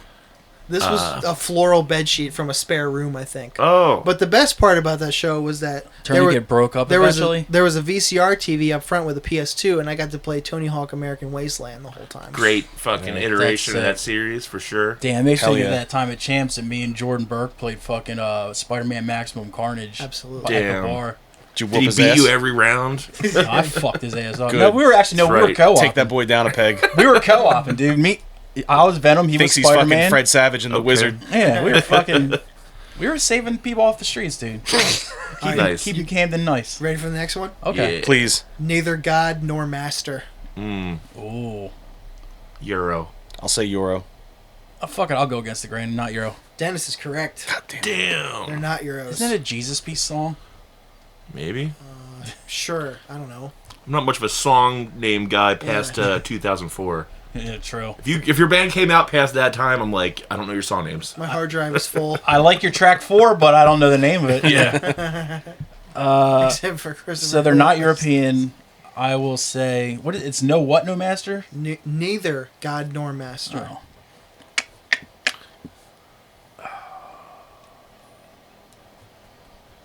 Illinois. Guys. Rhode Island. I'm gonna go outside the U.S. here and say. Oh right, we have those other Yeah. options. There are other continents. Admiral Byrd Island, Antarctica. I'll say Brazil. Brooklyn, New York. Ah. Ready? There's Brazilians in Brooklyn. It's true. There It's are. true. It's a diverse There's place. Antarcticans in Brooklyn, I think. Ghost Snorter. Euro. It's one way to deal with the problem. Ghost Snorter. Euro. I'm going Euro. That's beat down from Euro. You're all wrong. Damn it. Fuck. Melodic death metal. Okay, so where are they from? South Africa. Dude, he goes. He Australia. He takes swings. Yeah, I respect dude. the shit out of that. Fucking Australia. Hey, I mean, You mean Pete Rose over here. the new Colorado? Charlie Hustle over here, yeah. Australia. Nice. Canada. They are from Liberal, Kansas. whoa. That's an oxymoron. Right? Can't even Yo. All right. say population just that band. 17. Radio Criminals. Radio Criminals. It's like a fun-loving criminal side band. Non-Euro. I kind of want to say Euro for this one. Euro. Jay and Murro are correct. Fuck me. They're Euros. Can you narrow it down? Spain. Ooh, it's Spain. España. Is Sweden? It is. Yeah. It is European. Last I checked. No, no. I'm sorry. I said I was going with Sweden. Okay. Dennis? I'll say... Fuck it. It'll come up eventually. Luxembourg. Hungary. No one has ever guessed Hungary yet. No. I don't believe in vampires. It's another liberal myth. Urine-soaked puke pussy. Whoa. Definitely America. List. Yeah, it definitely goes on the master list. That's Urine that's soaked- gore grind from America. Urine It's soaked not Euro. puke pussy. Euro. Jay. Oh, America. U.S. Not Euro. Jay and Murro are correct again. They are from the U.S. I was gonna go for Russia too, man. Good one. Good guess. They are gore grind. You're 100% Yeah. right. Where? It's got to be. I'm gonna say it's ex-members of Bloody Pussy Guts and they're from California. Let's go with I don't know. Shit. Chicago or something. There's Midwest seems like a kind of shit they would have out It's there. a pretty safe bet for gore grind bands, no? Yeah. There's a lot of really sick gore grind from out Midwest, actually. Arizona. Dayton, Ohio. Yeah. The one time I don't pick Alright. Ohio for a fucking weird ass band name. I probably should have went more to Ohio, actually. Oh, it's somewhat the Midwest. Pigs, pigs, pigs, pigs, pigs, pigs, pigs. Euro. Euro. Fuck it, just to be that guy, I'll say non-Euro. Dennis is incorrect. Fuck me. Jay and Murro, you're right. They are Euros. Where? How many pigs is that? 7. 7. Austria. Austria. Pigs. Doom/stoner metal. Oh. If that matters. That does. France? I will Ooh. say Ireland. Close. Well, I'll give it to you. United Kingdom. Ah. Depends That on counts. depends on what bar you're going in and who you ask. Satanic Butt Slayer. That's a cool name. That is a good name. It's not bad. What's the genre on that one? Experimental death metal. Oh, so it's bad. Euro. Not Euro. Euro. Murro is correct. They're not Euros. I think I know where they're from too. I bet you do. Indonesia. Australia? Japan. Why not? Merchantville, New Jersey. Son of a bitch! Almost bought a house in that town. Same here, yeah. Oh, it's the thing that could have been, man. Could have been next door to their practice space. For Damn, all I if know. only. Think about it. Every Saturday, you just go grocery shopping and then just pop on over to their gig, dude. Are they still active? We gotta find those guys. Yeah. Maybe. I'm going to add them to the list. Yeah. I want to learn I'll more. bring them on the pod. Nuclear Cummies. Whoa. Not Euro. Not Euro. Not Euro. Everybody is correct. Oh my god. Florida. Nuclear cummies. That's fucking good. If you get this, I'll be shocked. Virginia. I was gonna say Virginia too, but I can't now. All right, then I'll go West Virginia. Let him have Virginia. Shit. All right. Virginia, We're West splitting it Virginia, up. and what? Florida. Massachusetts. Damn. It doesn't even give me a city. It just says Massachusetts. Either way, I'm going, and I'm finding them. Because they run that fucking whole state. They got that whole shit on lock. Preemptive add. They got the Commonwealth on lock, dog. Preemptive add to the list. Full-blown AIDS. Not Euro. That just sounds like one of those edgelord bands from Baltimore, not Euro. Mer. Yeah, not Euro. Everyone is correct. They're not Euros. Probably ex-members of Bloody Dioc. Jesus Christ. Death metal. You don't say. Pennsylvania? Full-blown Upstate New York. Florida. Dayton, Ohio again. Town of Wankers. Euro. This should be on the nose. Yeah, Euro. Not Euro. Fucking idiot. I like to be Of course- contrarian. Of course they're Euro. UK. Okay. Ireland, why not? You know. All right, fuck it, Scotland. Everybody's right. They are from the UK. Oh, Well, Everybody gets a point for that. I'm holding Guinness here, so I gotta just, maintain my acknowledgement of the IRA and that we are not truly a part of the UK. Sure. We don't really like that North Ireland shit. This motherfucker's that's right. spitting. Aaron Grove Bar, you pussy. Aaron go brag. Remember we talked about Boondock Saints? Yeah. It's Irish. For go fuck yourself. Cadaver Incubator. Everybody not should Euro. know this. I've actually listened to a band called Cadaveric Incubator. And Me too. Cadaveric Different- incubator or No. cadaver incubator? Cadaver. Oh. Different band. Cadaveric one rules. Cadaver Incubator, not Euro. Not Euro. I'm gonna say Florida. So not Euro. Yeah. Right? Yeah. No. Everybody's correct, and they are not Euro. Tejas. Texas? Okay. You stick in Florida? I think I am. All right. Murro? Cadaver Incubator, North Carolina. Peru. Whoa. Oof. I want to add them to the list just to hear what they sound like. Dave Vendetta. Dave Vendetta Yes. or Vendetta? Van. So this is Like not Van this- Halen? Yes. Like Van. So Halen. Van then space Detta. Dave Vendetta.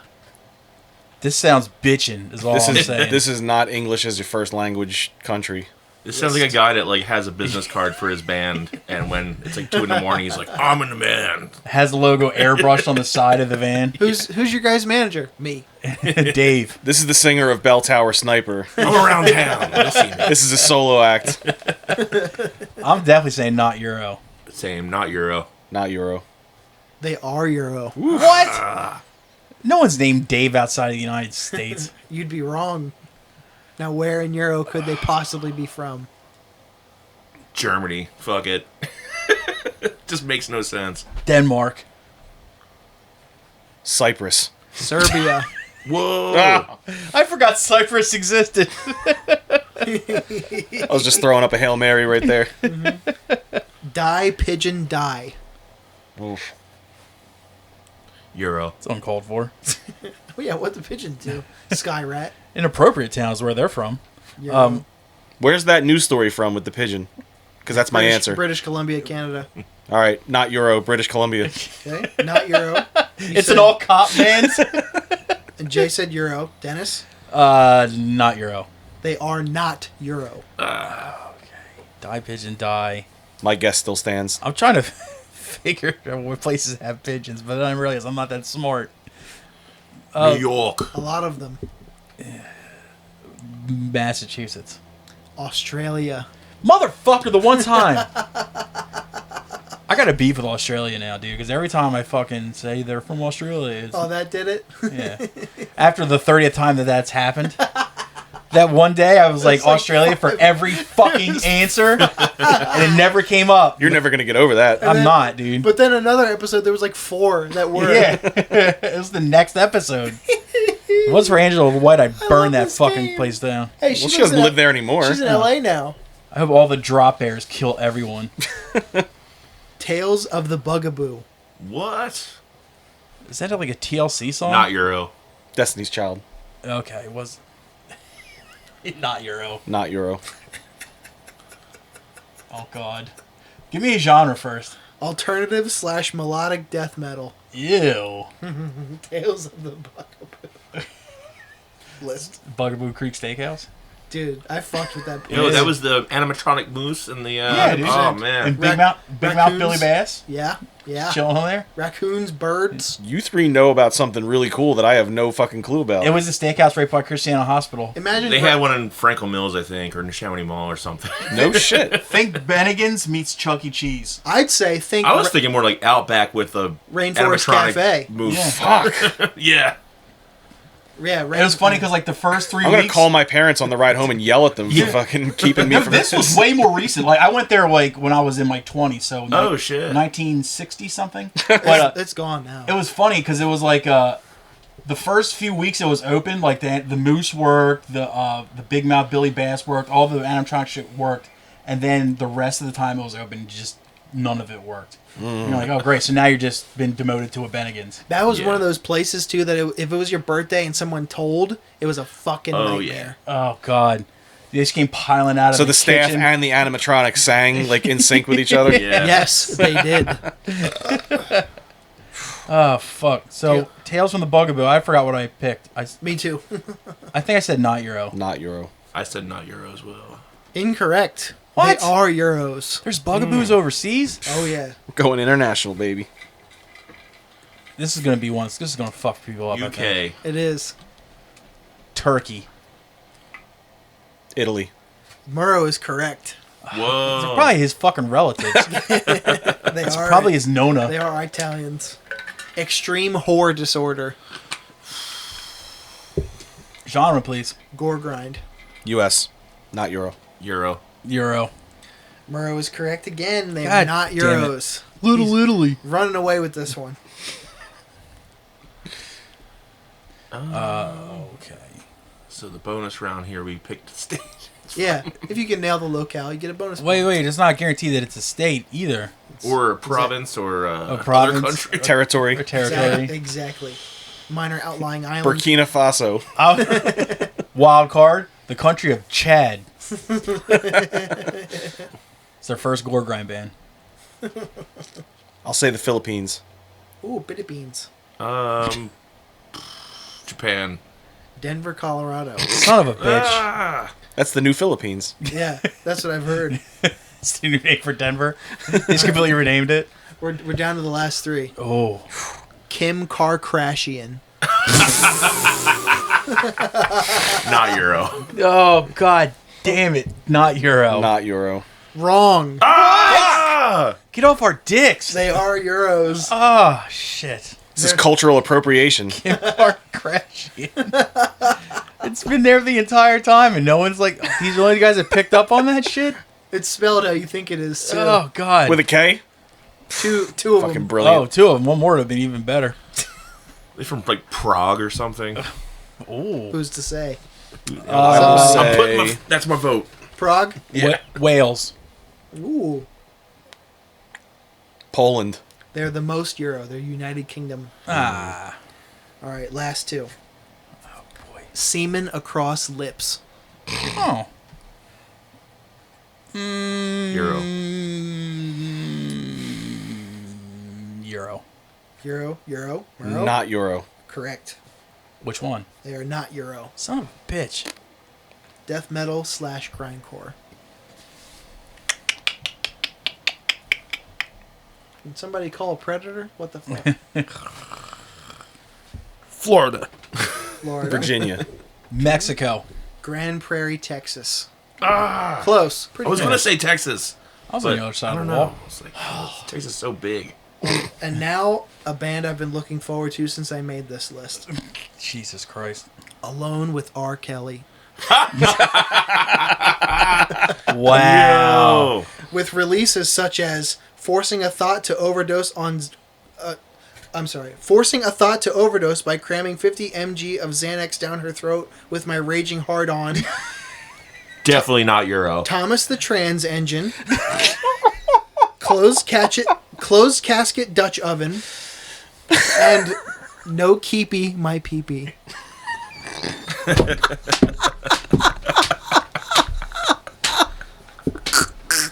Holy shit. Can I get that first song title again? Forcing a thought to overdose by cramming 50 milligrams of Xanax down her throat with my raging heart on. This is United States all fucking day. Okay? Not Euro. If this isn't the United States, our country has failed. It's a failed experiment. The British were right. Not Euro. What do you say, Jay? Not Euro. Correct. They are not Euros. And they are from the United States. I'm proud to be an American. Can you nail the state? If you do, I'll be fucking shocked. Wisconsin. Wow. Iowa. Louisiana. Rock Springs, Wyoming. Oh, I keep forgetting that's the Do I get partial credit for a W? I almost thought about that. With a final score of Dennis 9, Jay 10, and Murro 16. Wow. Murro All right. wins I'll again. take second place. I don't give Top a shit. Wop kills it again. 2 for 2, baby. Damn. I was gonna say, I was like wondering, like, does anybody even know about abusing Xanax outside of America? That's a fair question. Like, Zany bars are our thing. Get off our dicks. Yeah, just keep that shit over here. First they took our Kim Kardashian. Now they're taking our Zany Not bars. the Xanny bars. You sons of bitches. Oh, fuck. Well, You got something for our first time guest, Dennis? I do, dude. Uh-oh. Another gift? Strap in, baby. dude. Or It's a gift that keeps on It's a giving. gift of the language of love here. No, dude. These are the 12 of the hardest questions you'll ever be asked in your Holy entire shit. life. Yep. This is what I was scared of. This is the gripping inquiry segment. Anyway, these are you very strapped in for this. These are all thinkers. All right. Question number 1. Give me the rundown of a day in the life of a John Kruk impersonator. Just really getting into the moment about having one testicle, you know? Yeah. Probably eating some Wheaties, because as an athlete from the golden era of athletes, the 90s, you would probably eat some Wheaties. Wheaties and then You could cancel out any degenerate activity with a bowl of Wheaties in the 90s. John Kruk, clearly not that much of a physical specimen. So, Philadelphia player. John's roast pork, maybe for second breakfast. I would imagine you lived in like Cherry Hill or like Haddonfield, like New Jersey or Voorhees. something. Voorhees? Damn. Yeah. Okay, I wasn't too far off. He used to mow his lawn shirtless. So take back my. How else are you supposed to mow your lawn? Jesus Touche. Christ. First, I was just insinuating that you reminded me of John Kruk. Now I think you might be John Kruk. God damn, dude. That's a fuck correct answer, dude. You're off to a fucking That's bonus great start. points. He Would just, you say 100% correct? He gave you like 10 answers to that I question. swear, dude. It takes it seriously. Got to give him that, dude. All right, this one might start an argument, but does Krieg avoid playing shows to keep from having to listen to Bill Durant talk about soccer? You'd be surprised. He actually doesn't talk about soccer and any of What? our group chat stuff really at all. He might take a drunk selfie at a Union game, but that's about it. He does talk a lot, but He does. What? I'm not going to be disrespectful with my homie right now. And I'll do it for you if you want. If you want to write it on some paper and slide it over, I'll do it for you. Remember, this state made him. He's one of ours. That's wow. So wait, so to get him to shut the fuck well, he up, knows I don't give a shit about soccer, and nobody else in Krieg really does either. it never so. stops him from any. So wait, so to get him to shut the fuck up about soccer, all I gotta do is start a band with him. Well, he might still talk your ear off about it. You know. Oh, Christ. Love to have you on, Bill. All right, number 3. Oh, this one, Tom helped me write this one, dude. Why do scuba divers fall backwards into the water? Because they got big wieners. I don't know. Fucking get them. Because if they fell forward, they'd still be in the boat. Oh, It's a wrong answer. But they also have pretty big hogs, I heard. seems like a From big who? bird hobby or something. I don't know. Mike, this is his questions. I'm not allowed to help? Please keep your A comments little to yourself. banter going on. Jesus Christ. Christ. Sorry. Oy vey. Do you think that the Queen died when she discovered the secret that when pizza is on a bagel, you can eat pizza at any time? Do you think she was silenced by Big Bagel Bite? I hope she had way more horrible memories than a bagel. Okay. Fuck the queen. Damn, man. You go fucking topical. You pronounced it wrong. It's fuck the queen. Fuck the queen. Fuck the queen. It doesn't give you permission to talk about anything English, Bill, if you're listening. Correct answer. All right.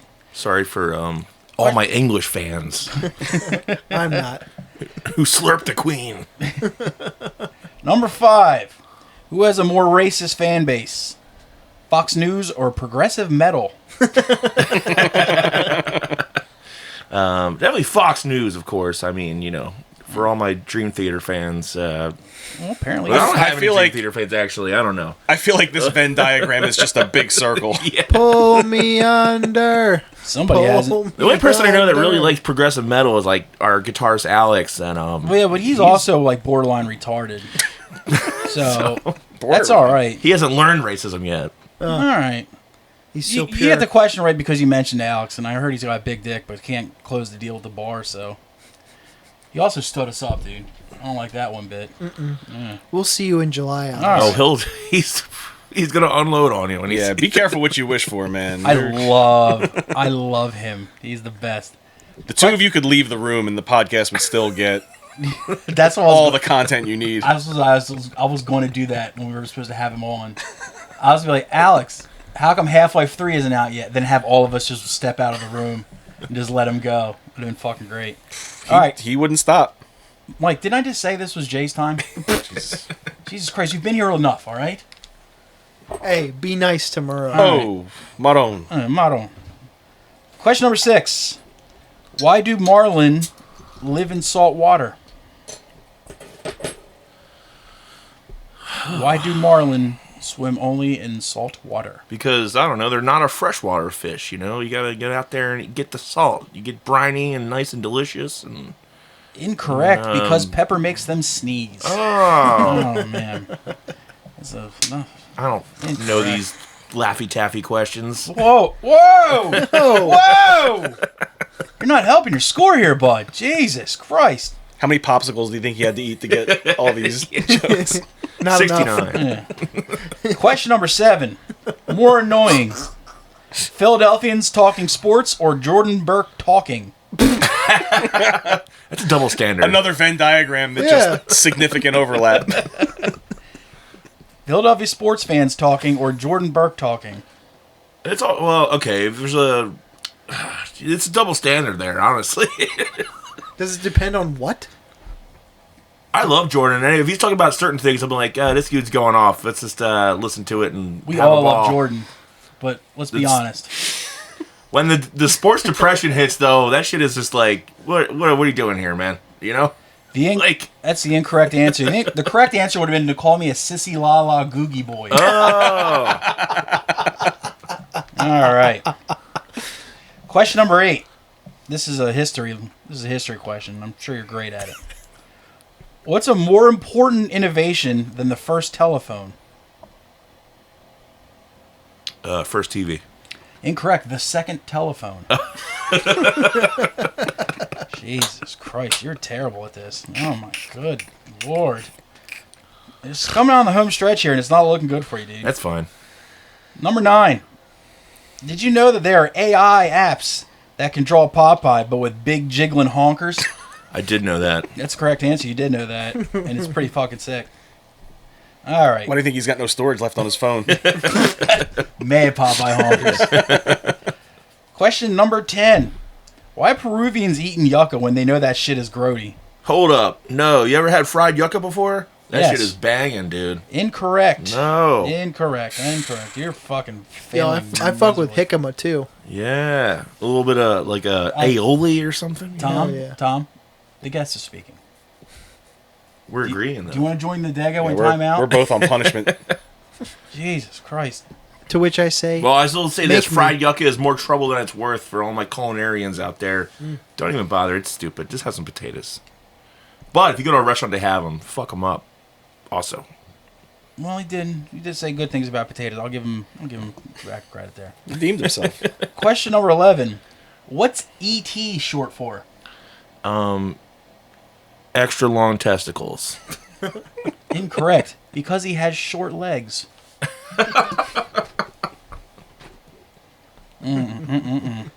This is a good guess, though. I That gotta was a good say. guess, yeah. This is the final question, and I gotta ask you: are you a fan of the band E-Town Concrete? Yeah, sure. I mean, Jordan fucking just warms up with their riff every time we're playing, and it gets a little bit annoying. But I do like that band objectively, on nostalgia reasons. Okay. I'm not going to get all mansplaining about it, but yes. Then you'll fucking nail this one and redeem yourself. Finish this E-Town Concrete lyric. Wayne's World, party time. Excellent. No, That's correct. All right. Correct answer. Wow. That was a trick question. I was expecting. Wow. What the? Expecting to say the Hold N-word. on, Dipsy Doodles with a food stamp. What's this? Perfect score. Oh, nice. Oh my goodness, dude. Perfect score. No one saw that twist ending coming. Oh man. Boy, That's oh, usually boy. how I negotiate most of my good scores in high school. Was just going, teacher, I can't get left back again, so let me go. Just said Listen to Wayne's- this E-Town lyric. Make it all better. It'll explain everything. Just start shadow box and listen to E-Town to teachers. That was Gripping Inquiries. You did a fucking fantastic job. Now, Murray, you can talk again. Thank you.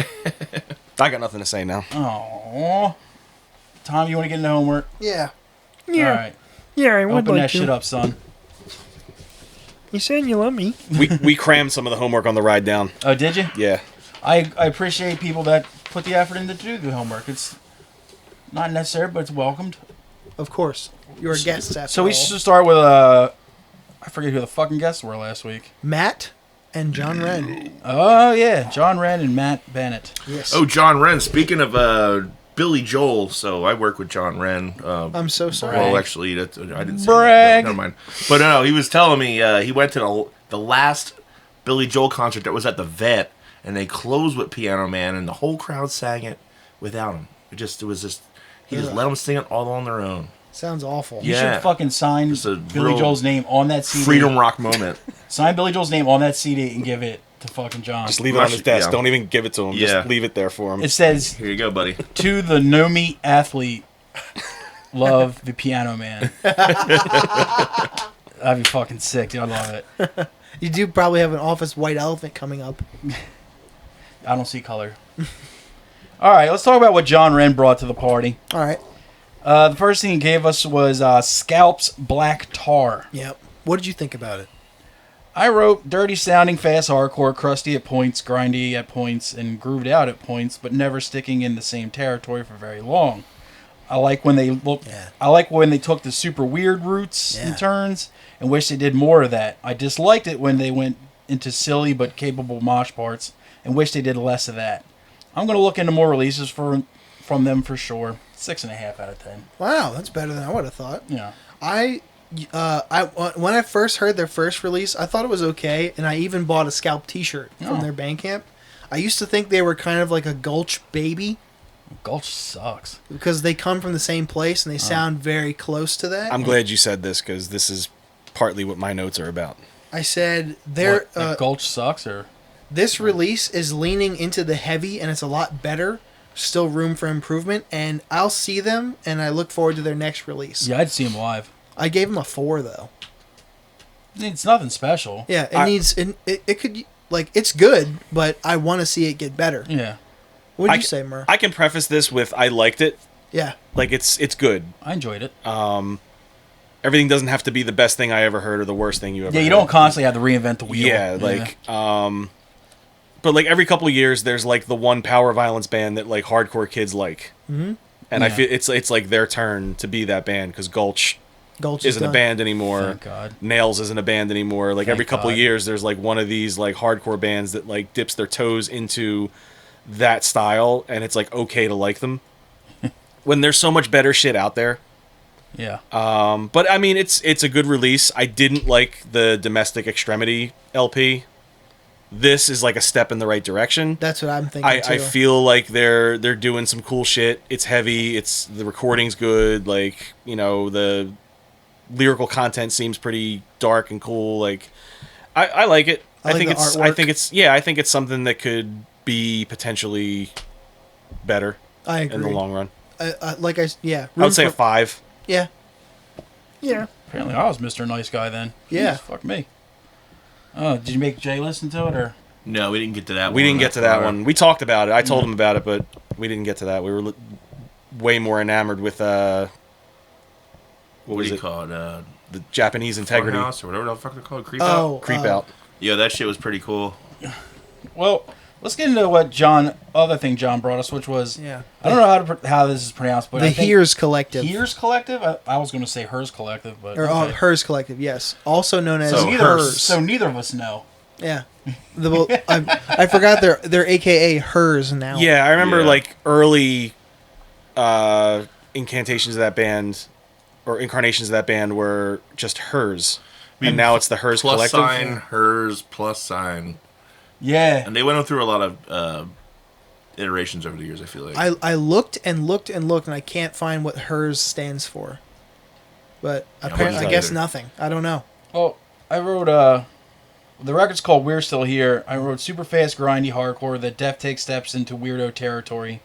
Took me some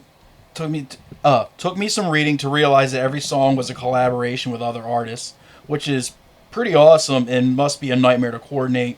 But the payoff seems super worth it in the long run. Some songs are better than others, with the songs with Melt Banana and The Body being my favorites on the record. Mm-hmm. I wish the band dipped further into the weirdo zone, but they did the weird shit well. I just wish they did more. But overall, it was a cool record. 7 out of 10. Wow. I enjoyed it. I said the fast stuff is awesome. It gives me art grind vibes. Oh, definitely. But sometimes if it's done well, it's good. Mm-hmm. The rap song super lost me. Yeah, I didn't like that. Some of it is very cool, but a lot of it reeks of chubby kids, skinny jeans, zip-up hoodie music, spoken word-esque screamo. I hate that shit. White belt. Worse, the stripy hoodie kids from the Midwest. Some of it is exactly what I like, and some of it was repellently bad to me. I gave it a 4. I do have a feeling that if I saw this band, I wouldn't like it. It would be a goddamn disaster. So, the stuff I heard from this band prior to this new release, I kind of had the same critiques. I'm like, like some of it's good, some of it's got like really annoying parts, like some of it has stuff that like draws from genres that I'm not really into. This record, I fucking love this record. Huh. I loved it start to finish. This is an album of the year contender for me. It is brand new. I just like the whole collaboration aspect of it. Like I've never disliked a collaboration with Val. Everything that Val collaborated with is fucking great. Everything that The Body has collaborated with is great. Mm-hmm. Yeah, and it has collaborations with musicians that I don't normally like. Yeah, and like those songs, like Dan Yemin and fucking Justin Pearson from The Locust. That's who that is. Okay, 2 fucking dudes that I don't want to hear anything from ever, and these songs were both incredible. I saw him at Dan Yemin in the parentheses on the who the track was with, and I was like, well, you thought it was going to be a snoozer. I was like, other than Lifetime, I don't like anything that guy has done. Ditto. And I was like, yo, this song kind of rips. This song's pretty good. I like it. Yeah, I mean... Good job, Brandon. I mean, it's not like they did a collaboration on like a 10-song LP either. There was a lot of fucking songs on that thing. Yeah, it was a big-ass record. So held my interest the whole time. Like you said... Granted, I only listened like a couple times so far, but I So I guess the people that are actually in it, the full-timers, like, congratulations on fucking putting all that legwork in. Just 2 members. To put all that legwork in just to get all the people, the parts together, that's admirable. Yeah. Like you were saying with those moving parts, I can't imagine how long it took to do that. Oh, yeah, it probably had to be a real fucking process. Because their last release was 21. Like, they must have been constant. I was looking up, they have a release that's like 100 tracks. Yeah. They do like almost like, well, I'm sure they politically don't align with them, but they almost do like the anal cunt thing where it's like just like a fucking wall of noise for 20 minutes, but it's, you know, somewhat 45. more cohesive than... Yeah. No, they are quite the opposite of anal cunt. Yeah. I don't know what you mean by that.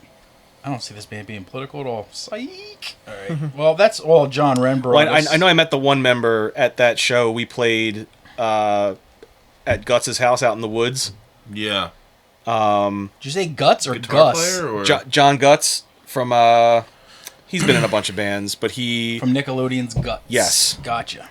But he has a house like out in the middle of fucking nowhere down the shore, and he was doing house shows for a minute. And one of the members of hers was there, and like they had a lot of like really nice things to say about us, and like they were very cool. Like, I don't know their pronouns. Sorry if I get it wrong, but they just say them. Yeah, they were very nice when I spoke with them for just a few minutes. I hope they do a collaboration with you, but they only pick Alex. It's their fucking funeral. And I will email them as like, look, if you do a mashup with Sunburster, make sure you ask him about video games. Ask him how he feels about the new Legend What of Zelda. level of Zelda are you on right How sick would it be if it was just like a fucking like a steady blast, and then just Alex doing a review of the new Legend of Zelda game? That'd be a standout fucking track as far as I'm concerned. How many terabytes would that fucking song Be be? a full album, one track. Oh, like a fucking sleep record. Oh, Christ. I'd say it would be like a sleep record because the members be falling asleep while Alex is talking. Now, how about Matt's homework? Matt brought a record that I had heard back in the 90s and hadn't really listened to since. Paul Dragline. Mm-hmm. Now, like I say right here, I said I haven't listened to this record in over a decade. And the riffs still hold up, and the songs are good overall. But my tolerance for the vocals has waned quite a bit. The guy does multiple forms of delivery, which is admirable, but he's either simply passable or downright awful in all the tries he does. I wish he did more of the snarly, like, David Yao style, and not, like, the melodic parts. Or the pseudo-rapish sounding type of shit he would do at times, too. I was like, what is he fucking doing here? I said, musically, it's still good, crunchy, stop-start riffs that made my wiener move in the 90s. But the vocals just take it from a 7 out of 10 to a 5 out of 10.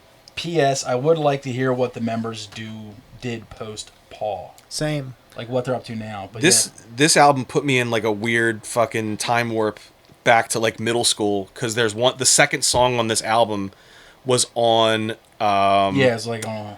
Not a skate video... But, like, when we used to, like, trade VHS dubbed tapes of, like, skate videos with each other back in, like, 7th, 8th grade, some of the BMX kids had, like, compilation videos of the same types of shit, only with dudes doing fucking bike tricks. Like a dance comp video. Yeah, and one of those dubbed VHS tapes I had that, whatever that song was, the track 2 on this record. It's like, it's a name. No, it's not the song about the dog. Oh. It's the song before that. Because the one with the name, I think that one actually had like a music video and everything. But yeah, I remember being like shot back to this like very specific moment in time where this song was playing during like this one video clip that I watched. And I remember the song vividly because I remember digging the song. But back then, it's like you couldn't look up who was in the soundtrack. You would just catch it in the credits. Maybe you would catch it in the credits, and like every once in a while, you would catch on to like a new band. In those Tony Hawk games, I'd have to write it down as the credits this was one of those cool songs that I just heard once, and I'm like, this song fucking rips. I wish I knew who it was, and then never found out, and then stopped caring after like... Because those old tapes, only occasionally it would just blip up the name in the song underneath it, if you're lucky. Well, I mean, back then, 1 out of 10 these videos, dubbed VHS tapes were basically like mixtapes. Yeah. So like you wouldn't see the credits all the time, because it would just be like a clip from like this one original tape, like, and spliced with other stuff. Yeah, definitely unlicensed and like just made by like the crew, you know? Yeah. Sick. Well, no, it was like mixtapes like made by like kids who like had multiple copies of these tapes and like just made like highlight reels basically like all their favorite parts. Dude, even of like skate videos and BMX videos, and like you would just trade them or swap them and like, you know, borrow them from different people, and like every once in a while you would catch cool songs. This was one of those songs that I remember from one of those videos. And it just brought me back, like, listening to that record, and I was like, oh, this is that band. Like, that was just a cool I found out trip about down memory from, lane.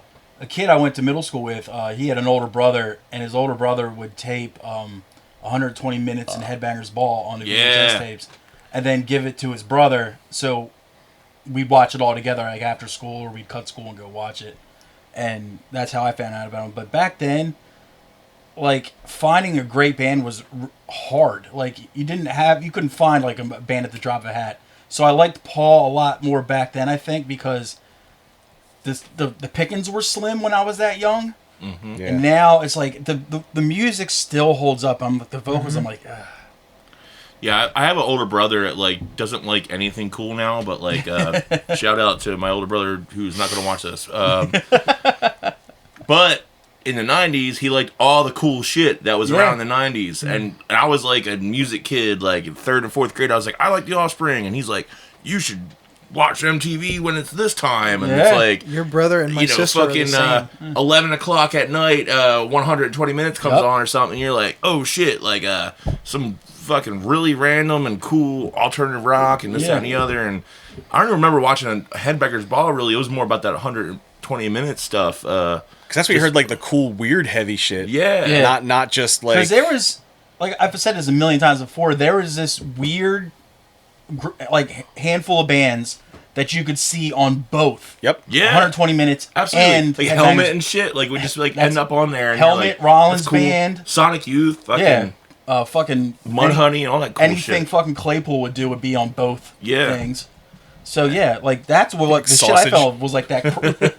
I fell in love with the cross section, the bands that would be on both 120 minutes and Headbangers Ball, and you're like, that's the shit. And then I think Paul might have been one of those ones who got on to Headbangers Ball as well. But yeah, it didn't hold up. Speaking of Les Claypool, like say what you want about Primus and like anything he's done, like whether you Truly love him a or great hate him, band, but they're also a band divisive. that like knows how to play to their audience. Yeah. Like if they're playing like a weirdo fucking prog show, then they'll fucking weird it up. But if they're playing like a heavier show, like with a bunch of metalheads, like they know what to play to get that crowd in a fucking. Like, you better open with Mr. Crinkle. Yeah. Yeah. Like I got Jerry free was a tickets race to car see driver, them with, just the fucking. real quick. I got free tickets to see them with Dinosaur Jr. And it was like sick. It was more recent. Like, we were on the that festival pier that was on the Delaware River for a minute there. Yeah. And they had like inflatable mushrooms on stage and all this crap, and I was just like, whoa! Like every song kind of started to sound the same after a while, but once you heard some stuff you heard from when you were like a teenager, you're like, okay, this band's actually pretty cool. Like, yeah, the jam band nerds kind of like ruined them a little bit, but like, you know, truthfully, Brown album and before that was all good stuff. Absolutely.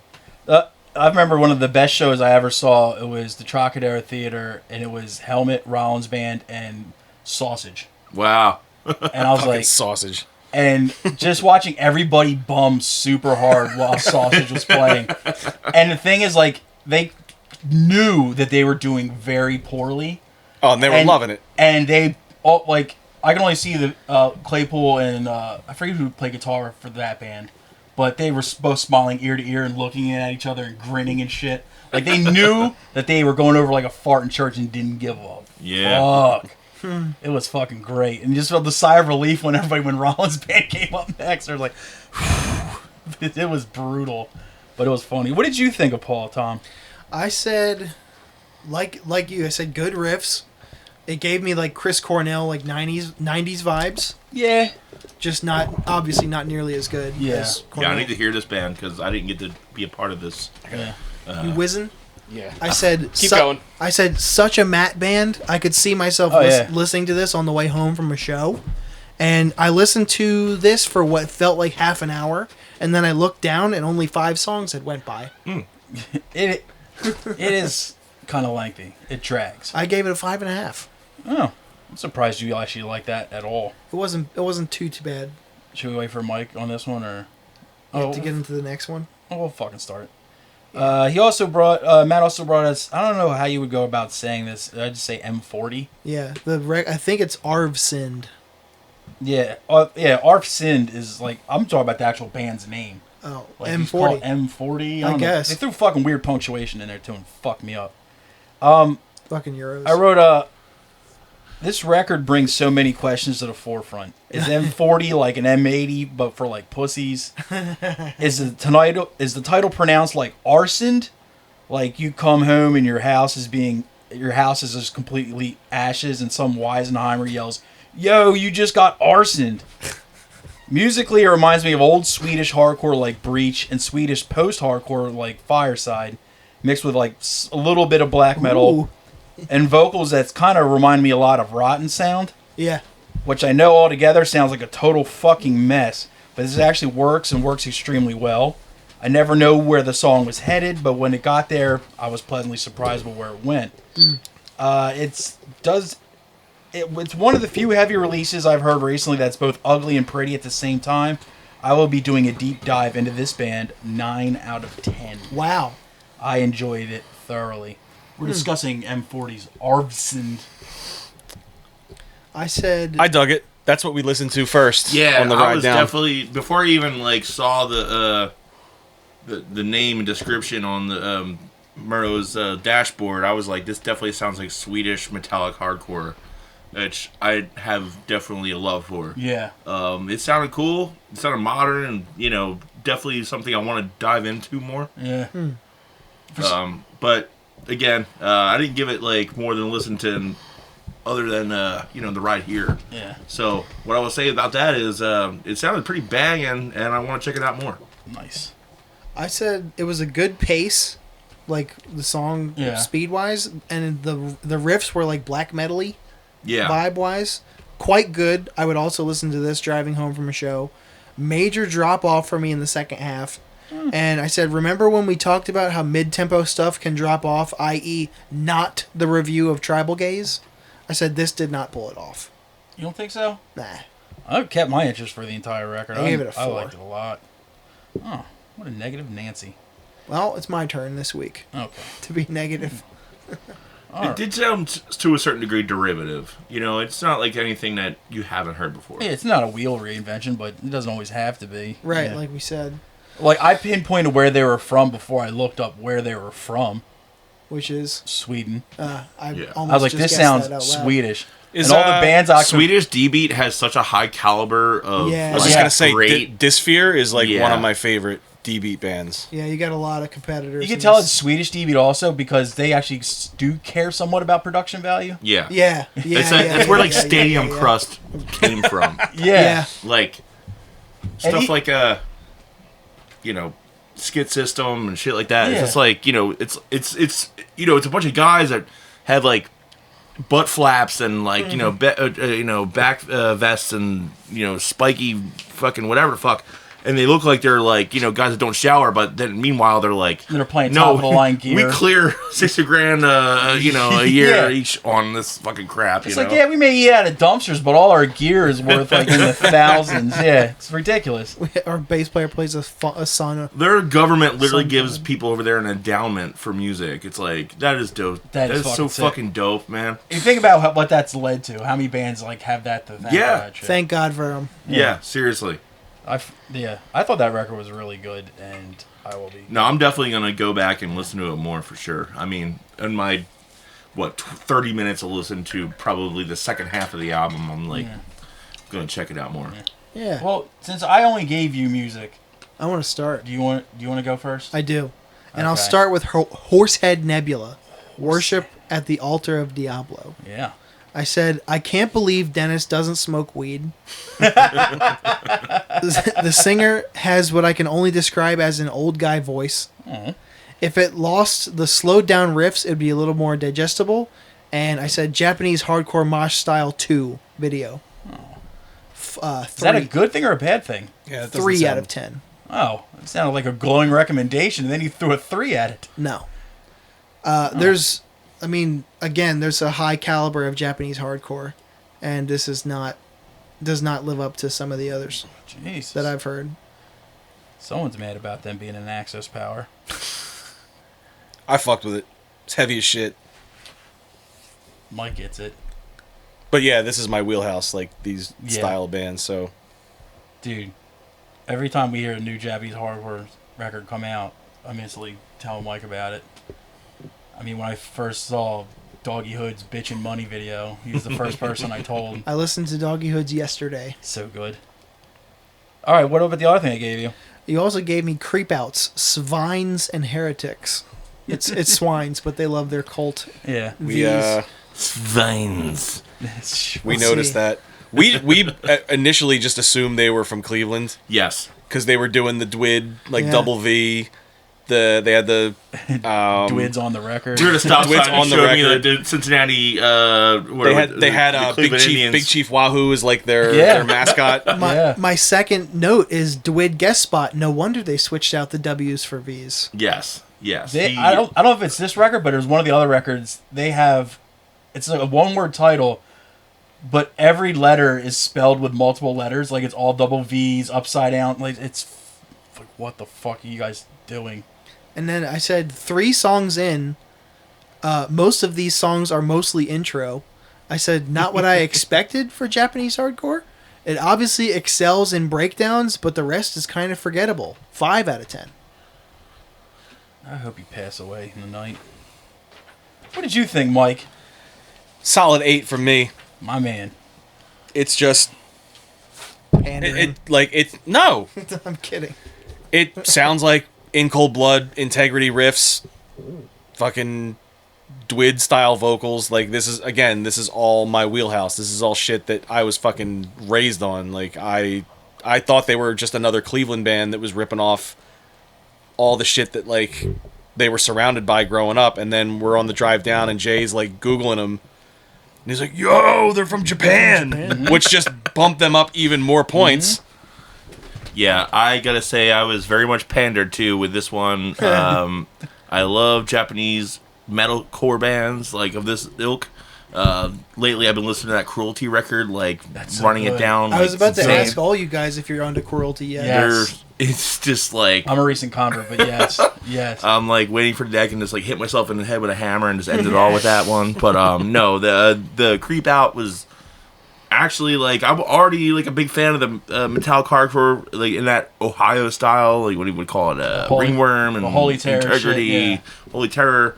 Them using the V's instead of W's is very hilarious, and I support it. I'm gonna give it a 7 because it's still early in my initiation to the crap. But I'm not gonna give it the full blown like upper status yet. That's why I gave it a 5. Like it does the Clevo stuff good, not great. And those dudes have been slugging it out for a long Creep Out has been time. around forever. Yeah. Yeah, I didn't know their history either. So They've been around for like at least 20 years. Well, they're no sand. Oh, no. Not many are. Not many are, dude. Yeah, no one is. No. No one knows about the vanilla shake, dude. All right. Let me get into what Tommy gave me. Tommy gave me a band whose name I've been hearing for fucking many years and I've never actually listened to. How do you pronounce it? The Cocteau Twins. The Cocteau Twins. Cockatoo Twins? Yeah, I didn't know how to pronounce it. There's way too many fucking vowels in that word. It's The a record, bird, right? Yeah. That's It's a cockatoo. or a cockatiel. I don't know. Yeah, I need birdseed. I'm backing off from it. Or that I'm more of an African gray guy myself. I need wild bird seed. it swoops down and bites my horsey's They go, face and they teeth go off. hootin'. Hootin'. And he comes up to my window in the morning and goes, cockle-doodle-doo. And I don't need that shit. Anyway. They nip my horse in his teeth and his face. This is going to get so derailed now. Come see me with the ducks in the pool. Oh, You're outnumbered, Tom. Oh, Tommy. Well, Tommy gave me the Cockatiel Twins. Record's called 4 Calendar Cafe. The opening to the first song reminded me of that Beach Boys song Kokomo if it was rewritten. If it was rewritten by sad girls, but somehow that isn't a bad thing. This definitely sounds like what goth kids would jam at the beach if they weren't scared of the beach. Though the image of some pale, lanky teenager drinking black coffee out of a Corona bottle with a lime in it is pretty funny.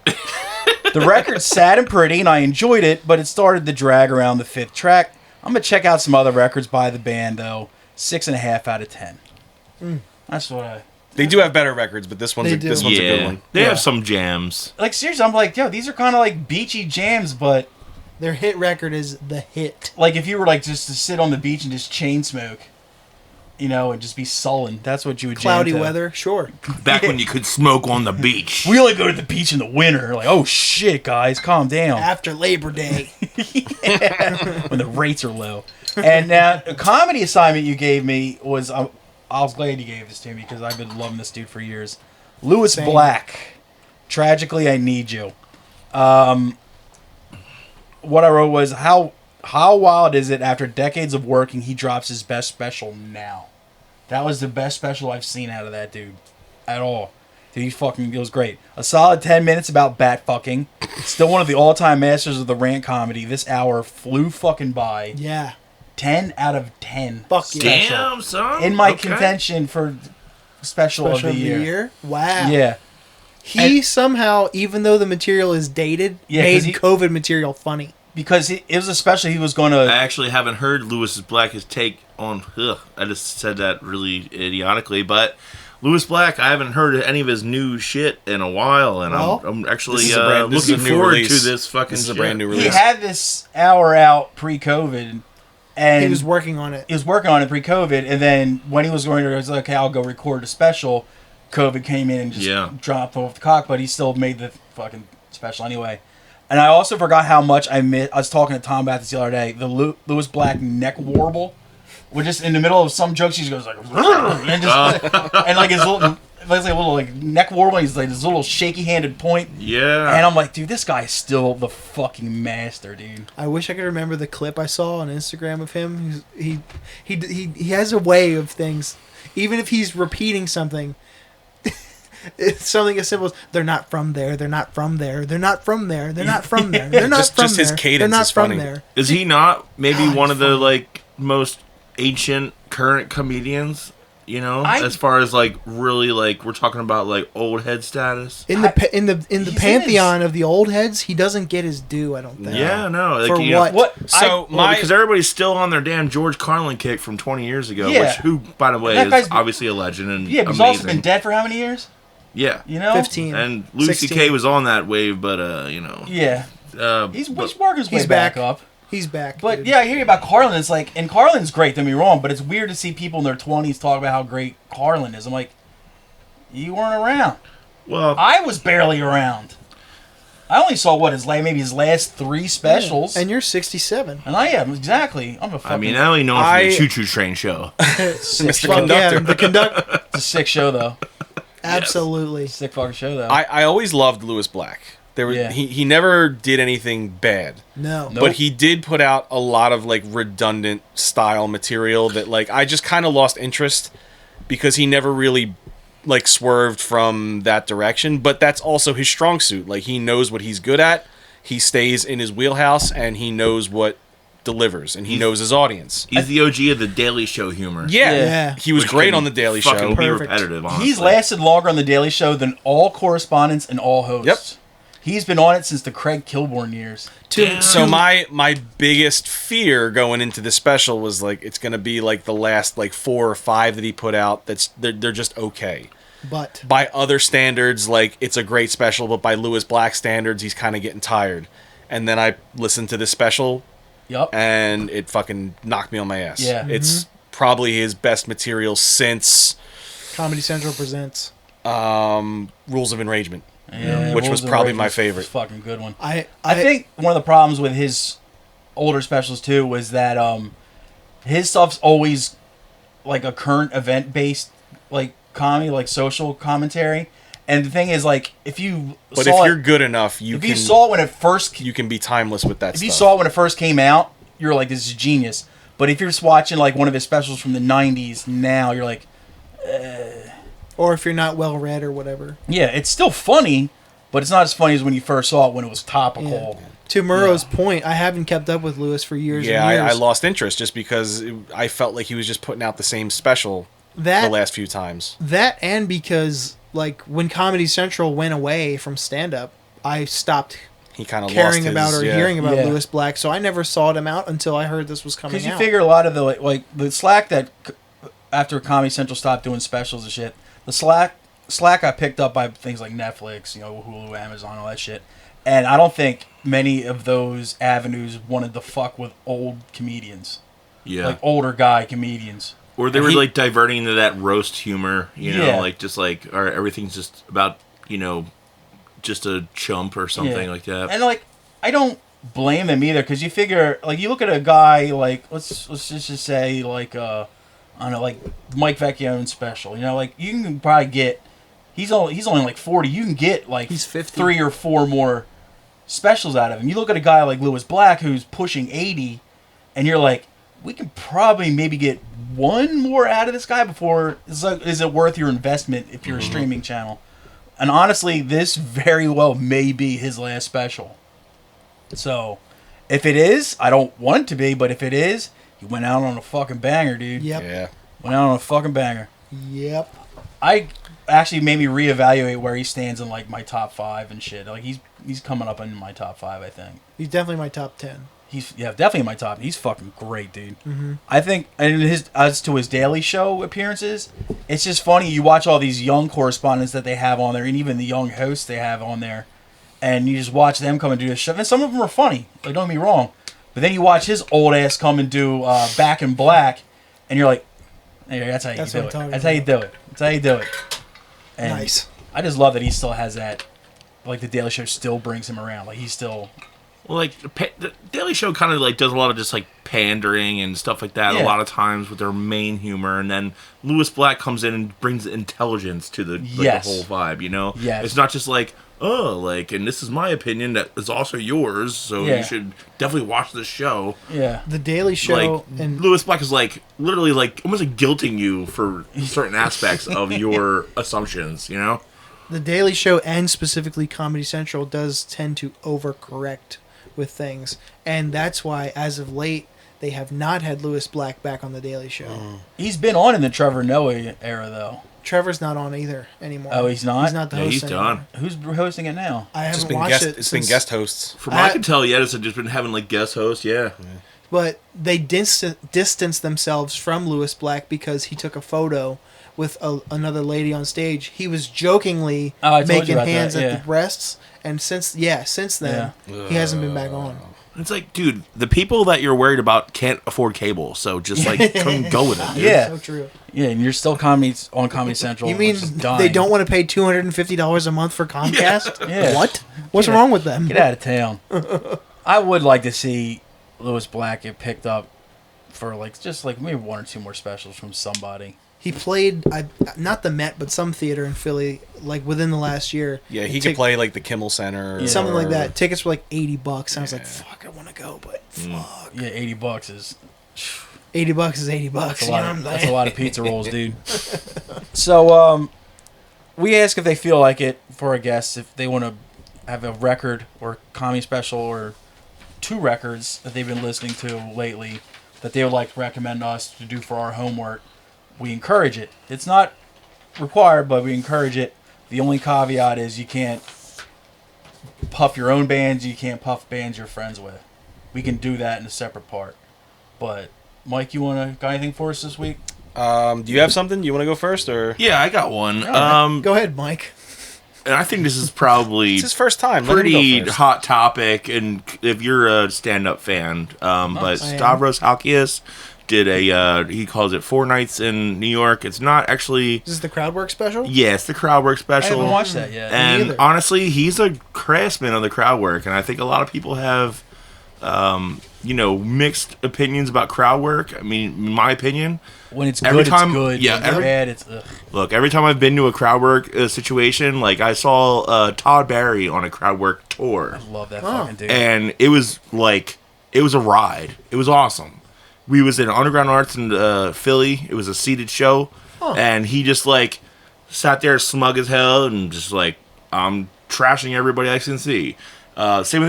Same thing with Stavros. He is like a goddamn crowd work scientist. Yeah, When I I haven't seen a single clip of him doing poorly at crowd work. He's just Granted, all the clips that make it online are probably in his highlight reel of crowd for work. sure, but he is a very But- quickly witted person. Yeah, look how many he's I mean that's the recorded. thing. He's Yeah. got he's got enough to necessitate a special. We're talking 3+ clips a week. I mean, Yeah. his actual special is only what, a year old? Yeah. Yeah. Live at the Moose Lodge, I think. Fuck, dude. He's When I saw him at Little boy. Helium, same thing. He probably did 30 minutes of material. Yeah. The rest all crowd work, all good. Yeah. It was fucking great. And I'm The closest he played his last go around was Red Bank, which is still an hour and a half from my house. because he So- just played Philly. He'll be Yeah. back soon. He's I doing hope an so. event. I'm just not a plug, but he's doing theaters now. Yeah. He's of course. And coming from that, I know a lot of people out there in the internet universe go, "Oh, Stavros came from Cumtown podcast and this, that, and the other." And He made that show you know, funny. Yeah, Him a and lot Nick of Mullen. you know what's funny is a lot of people say the opposite, and I totally disagree with that. I'm like, he is actually him and Nick Mullen riffing was the funniest. I mean, Yes. obviously Adam Friedland's a very funny person as well, but Eh. it was Adam like Friedland ending. I think the real like the cream rises to the top with that kind of comedy stuff, and you know Speaks for you can't really deny it, and just seeing that alone with the you're going to the theaters, it's like, well, clearly people want to see you, Yeah. And comedy is that style. Like, I've always admired comedians. Like, it's maybe one of the most like FOMO art forms for me. Like, I could never consider myself somebody that could apply themselves to be a comedian, but I could never. in my head I was like, I wish I could be a comedian. Same. Also get way worse FOMO of missing out on good comics than shows. Yeah. I mean, you can really. I've even seen like vanilla comedians, like what's his name, the Hot Pockets guy, Gaffigan. I saw Jim Gaffigan during the Beyond the Pale tour. You mean one of the best and to do it? It was at the Troc. God, and that's cool. I was just like, I left there like I feel like my ribs were like hurting. Yeah. I was just like, this is love amazing. Gaffigan's always was a guy I wanted to hate, but hard. then you'd watch his specials, you're like, I'm an ass. undeniable. Yeah, he's I'm like an kind of saccharine and kind of like squeaky clean a little bit, but like actually super duper funny. Well, it's like you brought up Todd Barry, same thing. Yeah, Like, he's so atypical and just low key, and he's mostly clean. You're like, but he's fucking great, dude. He is great. So, all right, so Stavros, what's it called? 4 Nights in New York? Yeah. Okay. It's his newest thing It's on YouTube. YouTube. Right? I think Yeah. Mike Vecchione actually produced it. Nice. I'm hoping I got that word right or his name right. If you just search Stavio on YouTube, it's the Yeah. first result It's got because it's the I've most. got it It's saved. already the most popular video. I've got it saved on like my YouTube to watch list. It recently Watch later hit thing. over 1 million I just views, haven't. too. It has a sat little down bit of about like it. backstage stuff too. It kind of just like shows you his like little just methods to the madness a little Alright. bit thing. I like that. It's always interesting to see like how people are kind of hanging in there behind the process. You know. How the feta gets made, man. Yeah. Inside baseball. Got anything else for us? Me personally, I was gonna bring up that Cruelty record again. I want to Fuck listen it, to let's it. do it. I forget what the hell's the actual album title called. I don't know on Spotify. Is it the brand new one? Yeah, the brand new one on Spotify. I mean, this has been a record that I just can't put down. I'll just put new one and I'll figure it Yeah, out. same. I don't think I've listened to the newest one. It's anyway. the one that's black and green cover. it's like kind of like Ish. a massacre of colors, but It's funny. it's sick as hell. Like it's like I don't want to like overstep my boundaries here, but like There's no boundary. back when I was in high school, I remember a band. Never mind, I'm not gonna do it. What? Nah, you already opened it No up. way. What Shatter Realm was they word ever. The record Like, is called seriously, straight up. The record is called Untopia. Untopia? Cruelty, when I first saw the name, I was like, oh, this is probably some dumb hardcore band from the States that just wanted to throw the wrong letter into a word and call it a name. And then somebody's like, yo, they're from Japan. I was like, I'm in. And the label they put it out on, I'm actually technically label mates with them, with Krieg and stuff, and so Brag. name drop. But no, I've never seen Profound Lore ever talk about the term deathcore ever, like even acknowledge it. And now they're like, this is the most completionist death metal sound you could hear. And I'm like, let me hear that shit. And I listen to it, and I'm agreeing with Chris Bruni of Profound Lore of saying yes, it is the perfect blend of death metal and hardcore. Nice. There's other bands that are coming out now that do the same thing, but the Japanese, they got that fucking Japanese. kung fu grip, whatever you want Dude. to fucking call it, man. And Kung Fu Mosh. Dude, the Japanese are just so from the future, it's retarded. It's like, they take whatever genre you throw at them, they're like, all right, yeah, we got you, then they'll just fucking give you back like the best possible outcome. Japanese are to music what Indians are to porn star comment sections.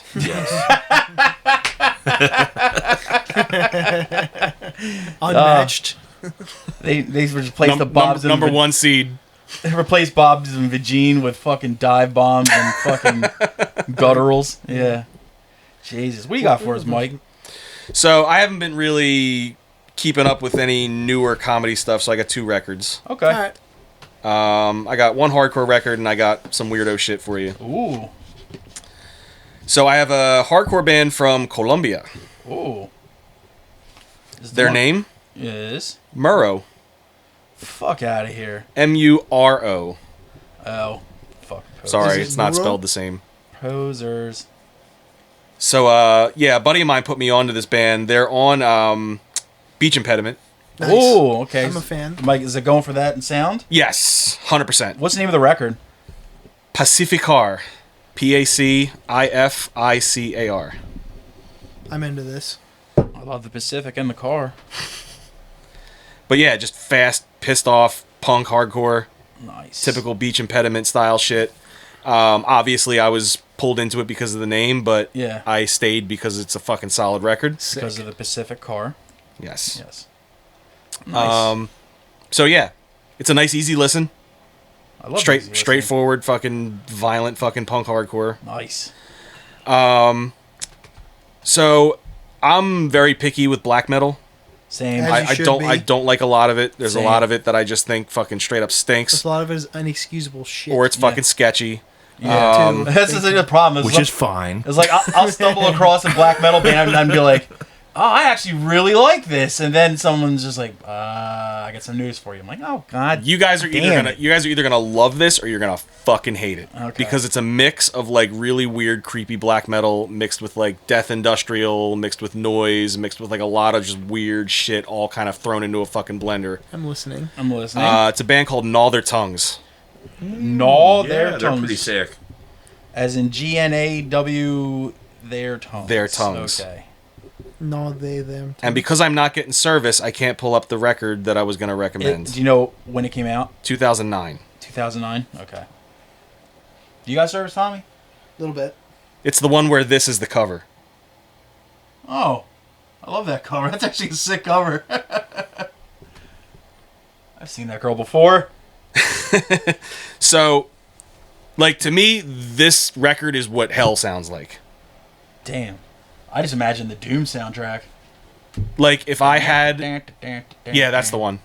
All the dread magnificence of perversity. All the dread magnificence of what? Perversity. Do you co-sign this? Yeah, they're good. Yeah, I've only heard stuff from playlists because of other gnarly music, but I've listened to a few songs of theirs, and they're pretty nasty. Yeah, it's like really... It's definitely a modern take on what they're, what could be going on, I guess, Yeah, it's like really nasty, creepy, fucking death industrial, noisy shit mixed with like really fucking creepy black metal. Yeah. But it's not like nerd shit. Like it's actually really fucking like there's It's abrasive and yeah, just like, it's super abrasive. It's not really something you can like put on and like chill out and listen to. It's not something you can put on like in the car or in your headphones. Like it's something you got to like sit down So you and can like listen to it nowhere. you got to sit down and listen to it and like and like actually like dissect what's going on and like take it in. Heard, Like chef. if I was one of those guys in the neighborhood that like had the haunted house that like people could come in and like walk through my house and like see all the fucking decorations. Yeah, like the this is Megan's what I Law would guy. play. One of the Megan's Law people. Black metal is like, I always like it when it's mixed with other stuff. This is mixed with a lot of stuff. Like, I love black and crust. I love black and death metal. But when it comes to straight up black metal, it's always either I love it or I fucking out and out hate it. This is mixed with a lot of weirdo shit. Nice. So you're either gonna fucking You know love me, it, dude. I love weirdo shit. or you're gonna fucking curse my name next week's episode. I'll do some butt drugs before I fucking... I actually had one more recommendation, Lay if you want to on call me. it Go for it. The Chats from Australia. The Chats? Yeah, The Chats. And they have an album called Get Fucked. Oh. They're an Australian punk band. They're actually relatively bigger than I imagined they were after I got recommended them. But a lot of their songs are just like street punk kind of sounding shit. But it's like almost like Annihilation Time, if you remember that band. Actually, we actually covered them before, yeah. I love Like very much big on that sound, and all their songs are just like naughty and like about drunk driving and fucking So, like doing so, like, stuff like that. Good street punk, not oi. Typical Aussie It's shit. really, I wouldn't even call them street punk because like that would be like a Rancid or something. It's more Yeah. like Motorhead with a little bit more of that like D beat kind of charged influence. So like A speed. little bit lesser. Like I mean, it's like their vocals are definitely have melody to them. Eventually, like they're like a Sex Pistols meets Negative Approach. I'm into it. Interesting. I'm into it. All right. Okay. Tommy, what do you got for me this week, bud? I was hoping you would go first. All 'cause right. I got Well, it's funny shit for that Mr. Dost brought him up because this is an older special by one Todd Barry, and it's called Spicy Honey. Great special. Great special. And are you a fan of Todd Barry, Tom? I am. Have you seen the special? I have not. I want to say, what, 2018 maybe? Dude, it's been a while since you put something out. 2018? I'd say no newer than 2020. Huh. It's on Netflix. If you need a Netflix password, I got you.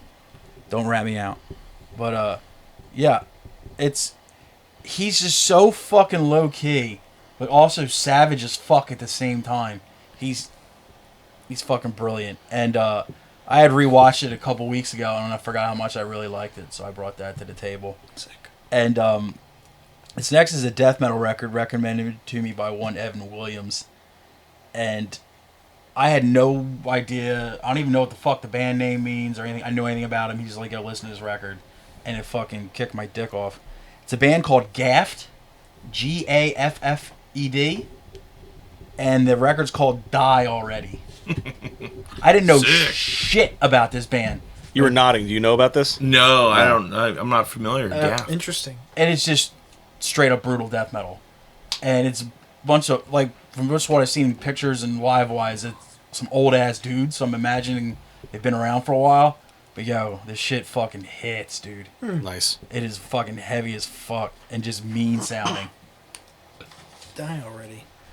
Yeah, it was a really mean album title. I don't know. Rude. And I don't even know what fuck gaffed means. Probably something I can find in a medical textbook or something, but... Sound guy related. Gaff tape, man. They really are really into gaff tape. Mm-hmm. What do you got, Tom? So, you like Pringles? Am I American? Once you pop, you don't stop. It's true. Do you like peanut butter? They're the only stackable potato chip. Do I like peanut butter? I'll say it again. American. On the Also, fat. Everybody on the You're count. checking all my boxes here, On the buddy. count of 3, what's the best kind of peanut butter? Jif. Jif. The correct answer is Jif. If you're waiting. Sure. I don't know. I'm just creamy. I don't know. This is a special I just found. What was that segue? You'll understand when you watch the special. That'd be funny if it had nothing to do with this special. I'm like, yo, I'm Tom's still on some, feeling weird about my choice. I'm like, I don't know. Like, Just had how an many brands autism of peanut stroke butter for are 2 there? seconds. Tom's on some Andy Store brand Kaufman for me. shit over here. He's on some Andy Kaufman shit over here. Oh, trust me. You like potato chips? Listen to Slayer. Like, It what? has a lot to do with the, Okay. the special. All I right. found this on the Nateland network. Okay, so that's his YouTube channel, right? That's correct. Yeah, okay. Produced by one Mike Vecchione. Okay. This is by Greg Warren. You ever heard of him? I have. The special is called The Salesman. I have seen this. Then you should know what I'm talking about. What do you mean? I didn't know it was on Nateland, and I didn't know it was produced by Vecchione. Oh. Is Nateland a service? Nateland It's is a network. It's a podcast done by a guy named Nate Bergazzi. Oh. And he just branched out from doing his podcast into producing specials for other people. He just produced the new Mike Vecchione special, which is really good. It's called The Attractives. Everybody should listen to it. Derailed. All right, but yeah, I watched That's it. what you get for Do you want to fibbing. give me something else, or do you want me to just discuss this one next week? I want you to watch it because I don't. I did watch it. I mean, I have seen it. You gotta watch it again, bro. Okay, Yeah. I'll watch it again. Fair I gotta enough. watch it again because I laughed my fucking ass off. All right. At this one. Okay. And while we're on the train of Beach Impediment Records, Oh. maybe you might have heard this record. I don't think Okay. so. It's by a band called Impalers. I have. Yes. Ooh, yo. I fucking love that One band. of Band fucks. One of my favorite releases from the year, Cellar Dweller. I have Yes. listened to that multiple times. All right. They make the best Dennis kind of knows punk everything. music. I get it. Yep. I found out about them from Dave Janis. That's a Janus band if Yeah. I ever heard one. And I fucking love the Impalers. Well, then for some bonus homework, Okay. then an EP that I found that I can't stop listening to. Okay. Or it just finds its way into my feed constantly. That's Voidceremony. Oh, they're pretty sick. Yes. It's one word, Voidceremony. The One word? EP is called Threads of Unknowing. Threads of Unknowing. May wanna not be give me knowing. You got a synopsis for me, or you just want me to go in blind? Going blind. Going blind? Going in blind. You like Tomb Mold? I do. Good. It's my favorite kind of mold. You know what I mean? Sure. Jif peanut Sure. butter, tune mold.